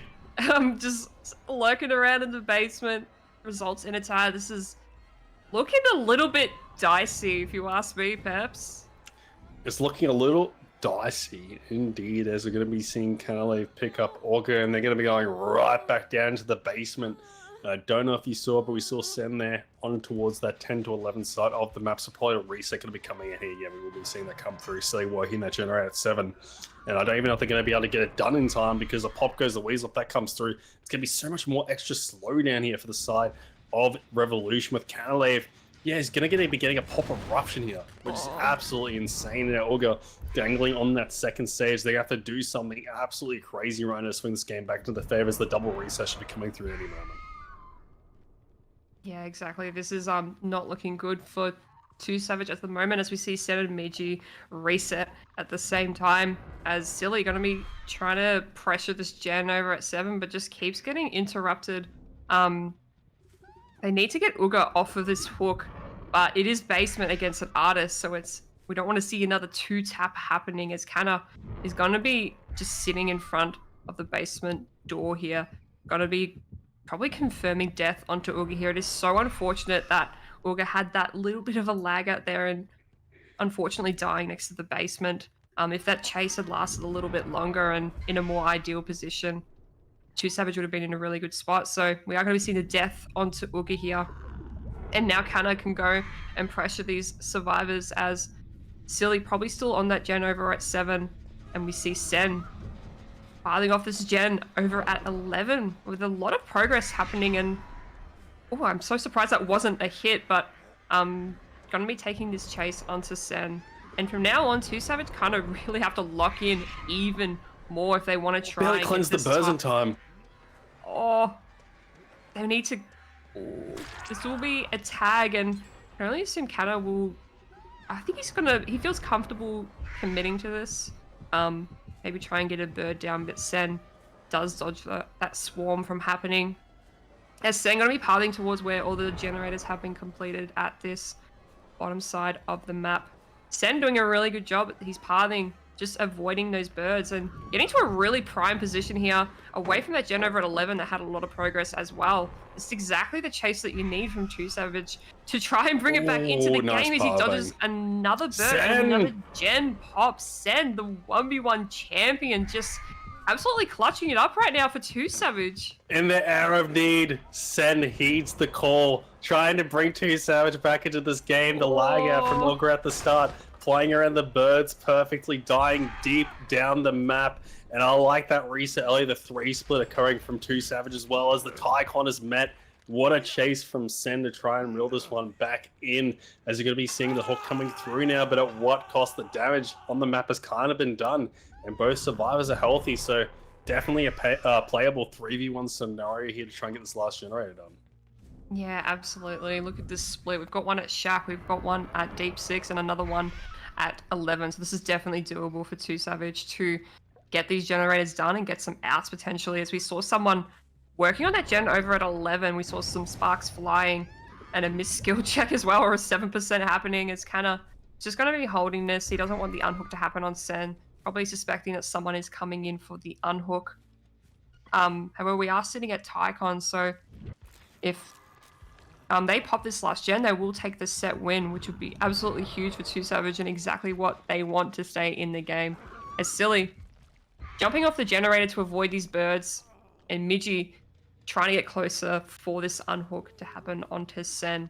That chase from Sen was absolutely massive for Two Savage and exactly what they needed to get back into the game. So very well played from Sen there, the legend himself.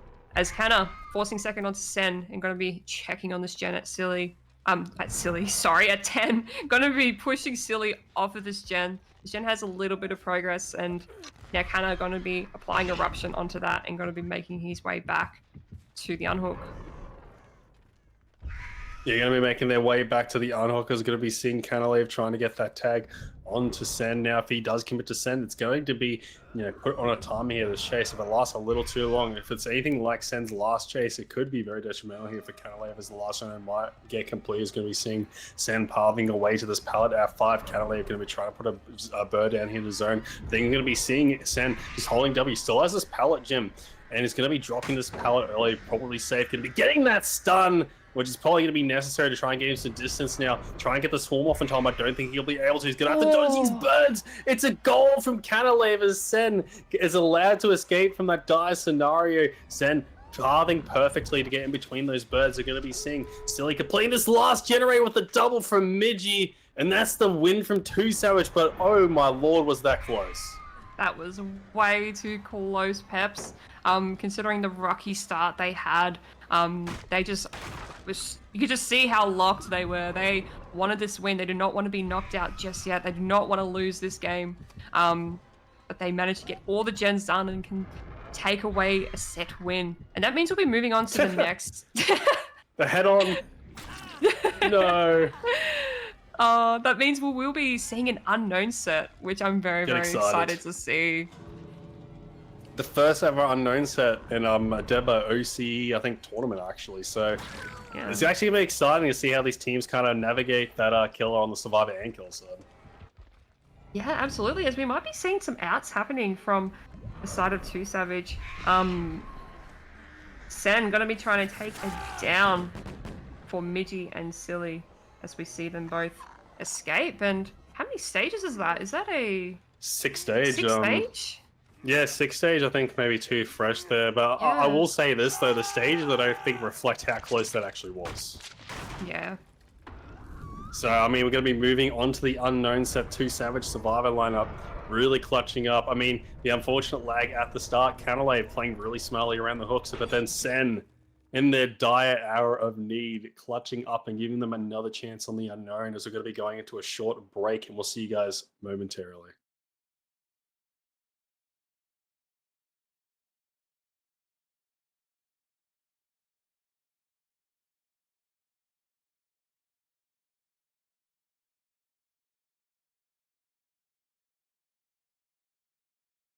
Alrighty, welcome back everyone to Revolution versus 2 Savage. It is not over yet. 2 Savage taking the win on the artist set, making it 2-1 in Revolution's favor. However, that means we're going to be moving on to the 4th set of the night, which is Unknown, a new killer in the Unknown, someone we haven't seen before on the Wrecker's Yard. So this is going to be very, very interesting to watch. I am Hey, very Maya. excited. Yeah. I guess you could say the potential is unknown. The potential is definitely unknown, Pepz. But we're gonna. I know that DeadByOCE has been grinding this killer and is very excited to show off what he has learned on this killer. As we see a pretty send build coming through from DeadByOCE, we've got Corrupt, Corrupt, Agitation, Eruption, and Pop Goes the Weasel. So we're going to be taking chase onto Sen here over at the shack. Sen doing a very nice job at dodging these UVX. I think they're called the UVX spores. Yeah, the UVX spores. Going to be dropping that shack pallet and dropping it immediately. Sen very nicely played by dodging those UVX balls, as they're pretty hard to dodge on the survivor side.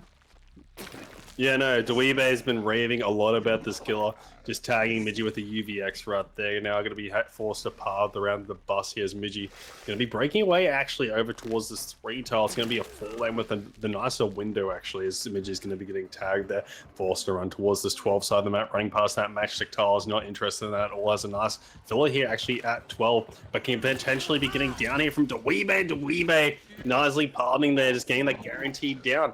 He's using the parrot in a way that just, kind of guarantees a faster chase as the down will be coming through, the double on that generator at 10 being completed. And that was a very timely completion as well, because if they got popped erupted, it could have been detrimentally to the side of 2 Savage. They need a really good and strong result here for the survivor side. The start, not too shabby, actually. Pretty, in the middle of the road here, could go either way at this point. Yeah, exactly. As we see a lot of progress happening on this gen over at 5 here. DeadByOCE not opting to teleport to that clone he has next to the gen. I think he wants to try and save that teleport. I think the cooldown's like 15 seconds or something like that, but maybe trying to save that teleport to go back to the hook. Something to note with the unknown as well is that the teleport just happens instantaneously. Like, just got to be really careful about those clones sitting around gens, sitting around hooks. Survivors need to make sure they're dispelling them as well if they are near a gen, because they can really catch you off guard, especially like in this moment. DeadByOCE just immediately teleporting back to the hook to try and get this tunnel out onto Midgie, but Midgie does make it to this safe filler pallet, dodging that UVX, so it does buy him a little bit more time. Midgie gonna try and path towards the bottom side of the map where the gens have been kind of completed, get away from that top side of the map, trying to dodge this UVX, but does get infected with it. Does have Lithe as well. That is absolutely huge. Trying to maintain that LOS with the killer as well to try and get rid of that infection rate. As we see a double on that gen over at 5, and it's going to pop any moment now.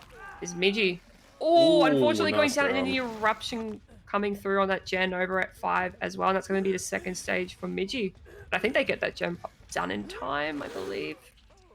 Interesting note there as well, as we actually saw Cut Loose on Midgie there with the dance with me in the live build, which is actually interesting to see. I think it might have been a quick and quiet as well. I'm not too sure, but interesting live build this, looking to just fully escape and cheese the out on a chase there against like the unknown here, as we're going to be seeing DeadByOCE securing that base milk in that second stage with Midgie trying to get this game down to that 3v1 scenario, trying to get this 4K. Strong result for that Survivor side of Revolution is going to be seen to we're going to be interrupting this, applying that eruption as well. And now Body's going to be hauling it all the way back towards Shaq. Going to be trying to interrupt the Survivor with this TP. The really strong part about the kit, the chase can be pretty oppressive, especially depending on your setup. But that TP, especially considering where you put the blobs down, like the Fate Unknowns, like can be really, really good. You get a lot of value out of them. Is going to be seeing DeadByOCE getting a nice tag there on the Sen. And that's another thing to know about this kill as well, the UVX tags. They come in clutch, especially towards later on. It applies a lot of pressure, especially if they have to send these gens from range and in a future chase. Yeah, as we see, DeadByOCE opting to confirm Midgie here. Going to make it a 3v1. But I think they get at least one more gen out of this, as Ugo did have a lot of progress on that gen down at 12. DeadByOCE confirming that death onto Midgie. I'm going to be TPing to this gen over at 11. But I don't think... Oh no, it is Silly here trying to work on this gen, but Sen was working on that gen over at 3, so Silly can have a really good chase here. He might be able to get that done, but DeadByOCE is too smart. He knows that Sen was working on that gen at 3. He can't commit to that chase for too long. He needs to go and pressure this gen ASAP, but doesn't have a lot of progress, but he's going to be applying Eruption to that for later, as Sen has already pre-left this gen towards 5. Is DeadByOCE going to try and go for a little bit of a fancy shot here, and does get the tag onto Sen. Very nice shot, and DeadByOCE can probably commit to this one. Thinking he does about have some leaving. clones. Yeah, he does have some clones near that gen at 11, and he can TP at any time he wants, and it is instant as well. It is very nice TP. That was insane. Does get the down onto Sen, forcing Uga and Silly to kind of split from this gen at 11. Yeah, no, it's actually nice, like, seeing the way that DeadByOCE is playing out this game. As I was saying earlier, the UVX tags throughout the game, the tag and leave, or just like harassing with the UVX and leaving and not actually committing. I mean, it paid off there. Got a nice snipe on the Sen, and then the subsequent down from the teleport tag, and that all kind of happened just due to the fact that he got that UVX tag earlier. So it'd be very detrimental if you just let the unknown here get a pretty important UVX tag. He's going to be seeing DeadByOCE coming to this chase towards Shaq. I think it's going to be Sen here, just looking to get the weakest survivor out of the game in terms of health states here, because he's already injured. If this survivor will be wanting the chases, he does have that eruption applied all the way to 11. We're going to be seeing Sen make it the way to 11. I like this play from DeadByOCE. They're just getting that UVX tag for later. Yeah, exactly. Having as many UVX tags on survivors just applies so much pressure to them, because the only way they can get rid of it is by literally looking at the killer. So getting those UVX tags is very important for this killer, as DeadByOCE going to be applying Eruption at 3, and he does have Eruption procced on 11 as well. If he could potentially get a if he can get it down onto Sen, that I can't get over the noises the what is he saying? makes. It just makes me so uncomfortable. I think it's bugged. I'm not gonna lie. We do find Sen here injured and a little bit out of place. Doesn't really have many resources to work with, and is going to be getting that down. Eruption proccing on both of those gens. Yeah, nice little eruption proc that has that instant TP to use as well, but I like this positioning once the Hawk connects to the most progress generator, and was the double gen as well. So all this progress is going to get knocked down by this pop and subsequent eruption value here. Silly and Augur both healthy, so you could definitely try and still somehow pull this game out to maybe be, down to 0 gens, maybe get a survivor out, but it's going to be really tough here as DeadByOCE. I mean, found that second stage survivor, got that quick down, and now Sen near the most progressed gen just got popped, and yeah, if he gets this, secures the survivor out of the game, it's gonna be very hard for two Savage to do anything now. Yeah, exactly. I think that's what DeadByOCE wants to do. Wants to try and get Sen out of this game, make it a 2v1, trying to push for that potential 4K.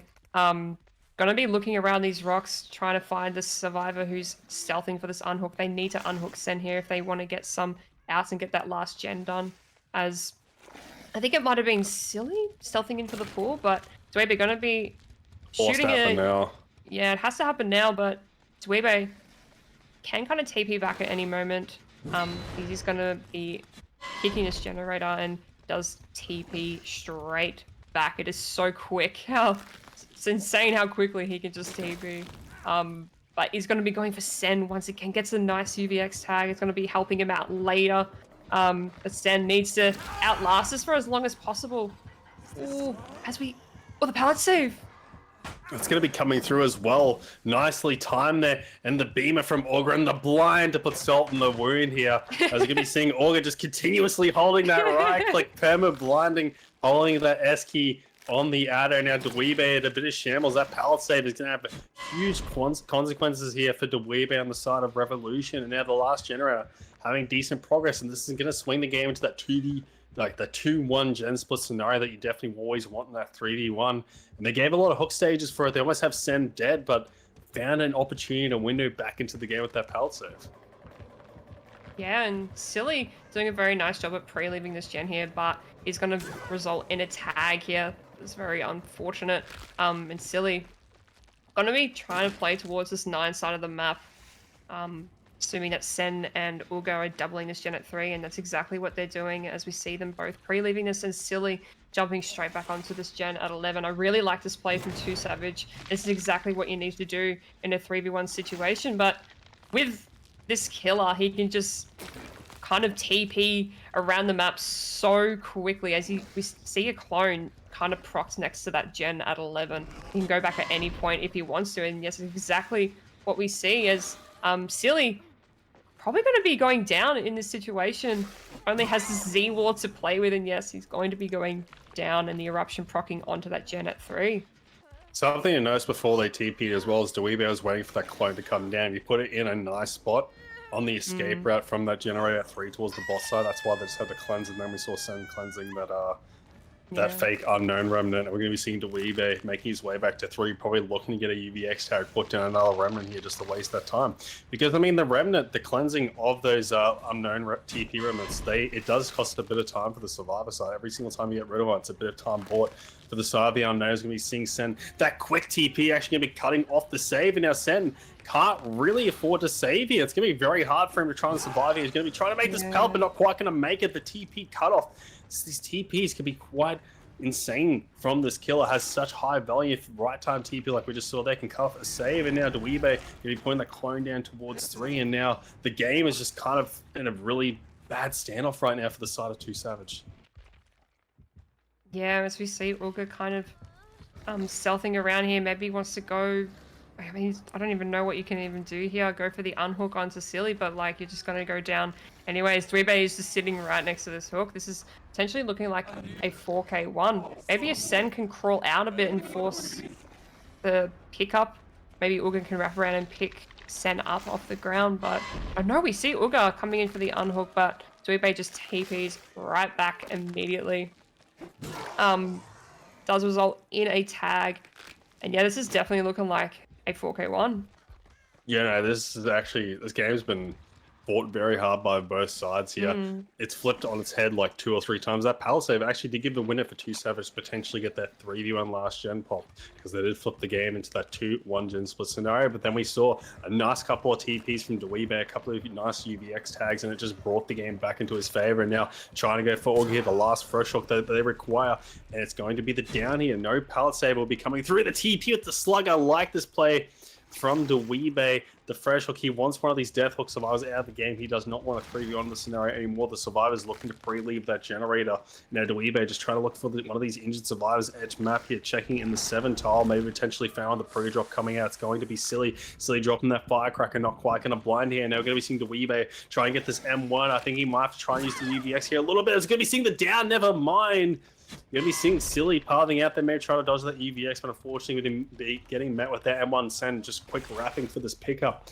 Now we have this weird scenario now. It's just continuous slugs, continuous snowball here for DeadByOCE. And it's just looking like it's closer and closer to that 4K1. Yeah, it's looking very, very dire for 2 Savage here, unless Sen goes absolutely crazy like he did last game on the Artist, but we get the UVX tag onto Sen. Yeah, unless I can pull off something absolutely crazy here, I just can't see that last gen popping anytime soon, as we do get the down onto Sen, who is Death Hook as well. So that is the 2v1 that DBO wants and exactly what he needs as well. Something to note as well, that gen at 3, he can't actually kick that anymore, looking at the spikes on it. Oh, wait, can Oh, he? he can. No, he can't. Oh. Wait, never mind, he can't. No, he can't kick it anymore, so... You tried. Yeah, he tried. But we do get that death onto Sen. And Uga trying to play a little bit aggressively on this gen at 3. But doesn't really have much else to really work with. Going to be going down, and DBO going to be TPing to this gen at 11. This is no progress whatsoever, and that is going to be the 4K1 confirmed for DBO. So very, very nicely played from DBO. This is exactly why it was Revolution's pick. And I know DBO has been pretty excited to play the unknown, and he's definitely been scrimming it a lot. So, and yeah, the first unknown game in the pool in DeadByOCE. What an amazing game to watch. It was really well played by both sides. It was good to see the way DeadByOCE, I think especially, utilize the TPs, the timings, and just the placements of them. Very methodical gameplay here. Now, gonna be trying to find Augie here. This Blear does not really matter at all. I'm pretty sure, if anything, it's maybe like a 1-point difference. So, but I feel like DeadByOCE will probably be able to find him here. The instant hatch closed, but the adrenaline, but the instant find from DeadByOCE, so it means absolutely nothing, as DeadByOCE is going to be downing Augie here. That's a GG's 4K at once. Now the killer side of, was it 2 Savage, is now going to have to be playing on Earth. I think it's actually going to be Auga, the man himself. He's had an amazing performance on the artist and had a really good result, so I don't think he can count out 2 Savage just yet. Yeah, exactly, Pepz. 2 Savage have been playing extremely well on the side of killer, so especially Uga, having played a really good set on Billy and also on the artist as well. So I'm very excited to see if Uga can meet that win con or even tie con on the unknown. So we'll be taking a very short intermission while we get that set up for you guys. So we'll be right back.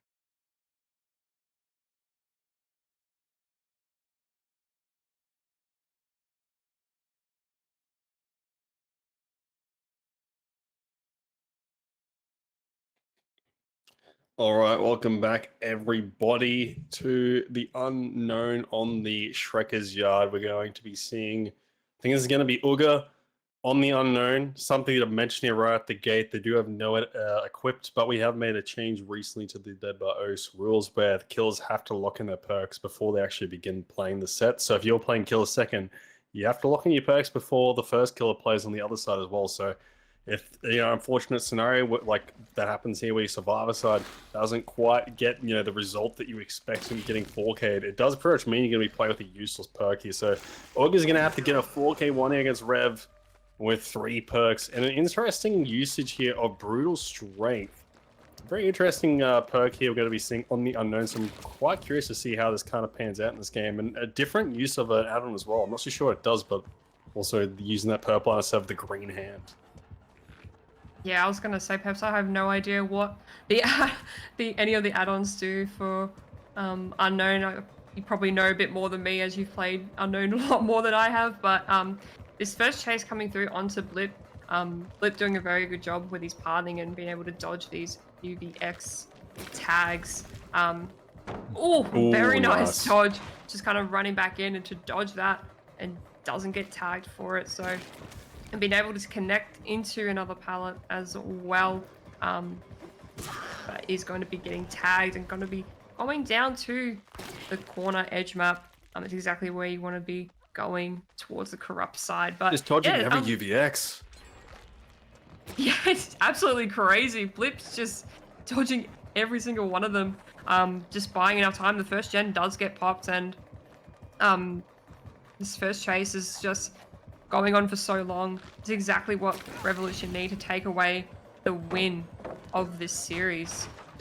That's the unfortunate part about the unknown, as we saw DeadByOCE didn't really miss many UVXs, had some good TPs, but the thing is, if you miss a few of your UVX blobs, especially in the first chase, it can cause the chase to go quite long. If the other team can capitalize on this 3 split, which we just did see T-Doge on the quick pan through earlier, bouncing onto one of those generators, starting that 3 split earlier now. Going to be getting rewarded for that with half generator progress on that generator, I think all the way at 7. So definitely has a high gen progress right now. Augur has to try and make some aggressive plays to bring this one back. And I actually do remember what that add-on does, actually. And I'm pretty sure it actually, when you TP, it increases all your kicking speed on generators, your volt speed. It's kind of like a nice little steroid after you TP for about 10 to 15 seconds, I'm pretty sure. Yeah, I was going to just ask because I saw the little proc at the bottom right of the screen. I wasn't sure what that did, but yeah, so yeah, it's pretty unfortunate for Augur, considering that he has brought Noed in a win con where like it's kind of useless, but and with brutal strength as well is a very interesting choice. Maybe that's something that he was pretty comfortable with. With that add-on as well, it kind of synergizes. Yeah, it kind of does, and would allow Augur to kind of zone them a bit better in chase. Bit of a more of a chase-oriented perk to try and get those downs quicker. But we do get the second stage onto Blip. However, I think another gen is going to be popping out of this. Yeah, we do see the 1 at 11 does pop. But Augur does have a 3 gen at this side of the map.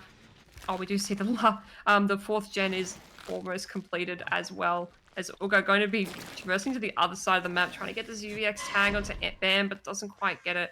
Going to be going straight back to the hook, trying to deny this unhook. Yeah, it's actually huge. Yeah, he does deny the save coming through. I think that's the scary thing about Unknown is that he can just kind of TP back so quick to the hook to cut off whoever's coming in. But again, all they need to do is pop all gens. We're sitting at Tycon at the moment, so I think T-Doge, we did see T-Doge jump on onto that gen at Shack. So Canada just trying to waste a little bit of time here. I think they've just accepted the fact that Flip is going to die on the hook here, as we see that gen is at about 60% nearly. So yeah, we see TPing over here to Shack and just kicking this generator. Has no eruption because you know that Noah had been the 4th perk, and now playing at the 3v1, but the chase is a bit longer than you would like, obviously. So now is in a bit of a dicey spot here, as you would like to say. Now Bam going to be getting tagged with this UVX. Now we're going to be seeing Augur chasing Bam. It has to be a fast chase here. Yeah, absolutely. It needs to be a very fast chase, and hopefully you can get some value out of Brutal and that add-on that you were talking about as well, Pepz. Yeah, he's probably scared about that Shack gem popping as we hear it cranking away. It's very high progress. We saw Canna and T-Doge just smartly pre-leaving that. Augur trying to go for some fancy shots, trying to get some UVX tags across the map. And we do see some blood here. This is Bam. And if Augur can get this down onto Bam, that's what he needs. That's exactly what he needs to kind of hold it all together and get that pop onto Shack ASAP. Yeah, no, just going to try and bring this hook as far bot as possible. I don't think they're going to be able to do this because we see the Survivor side of Rev, you know, playing methodically, playing slow. They don't want to do any slip-ups here. There's still 1 generator made that has to be popped for that win. Augur realizing that this is going to be a very tight situation. Brand's going to be going for this pop goes the Weasel maybe towards Shack, as he actually will be doing a smart TP here. Realizing that T-Doge on this bot side of the map could be a possibility, but T-Doge playing just as smart and just doing this pre-stealth here on the 6th side of the map. Augur really needs to find T-Doge. That's a very quick unhook as well. Comes onto Shack in a really fast unhook, as you said, coming through the double. I think it's slowly being taken away here, and Revolution's looking like they're ready in there, you know, ready to take that 3-1 victory over to Savage, proving that the old guard is still the strongest, proving they still have it, and that's the win to Revolution. Coming back pretty much from retirement, finishing their tenure not too long ago, and coming back and just instantly taking the win against the promising new talent of OCE. Yeah, very, very well done to Revolution there. And Augur getting that Noed value finally, but we do get the down to T-Doge, but yeah. Very well played from the side of Revolution. We haven't seen them play for a very long time, so it's been awesome to see them come back for one last hurrah.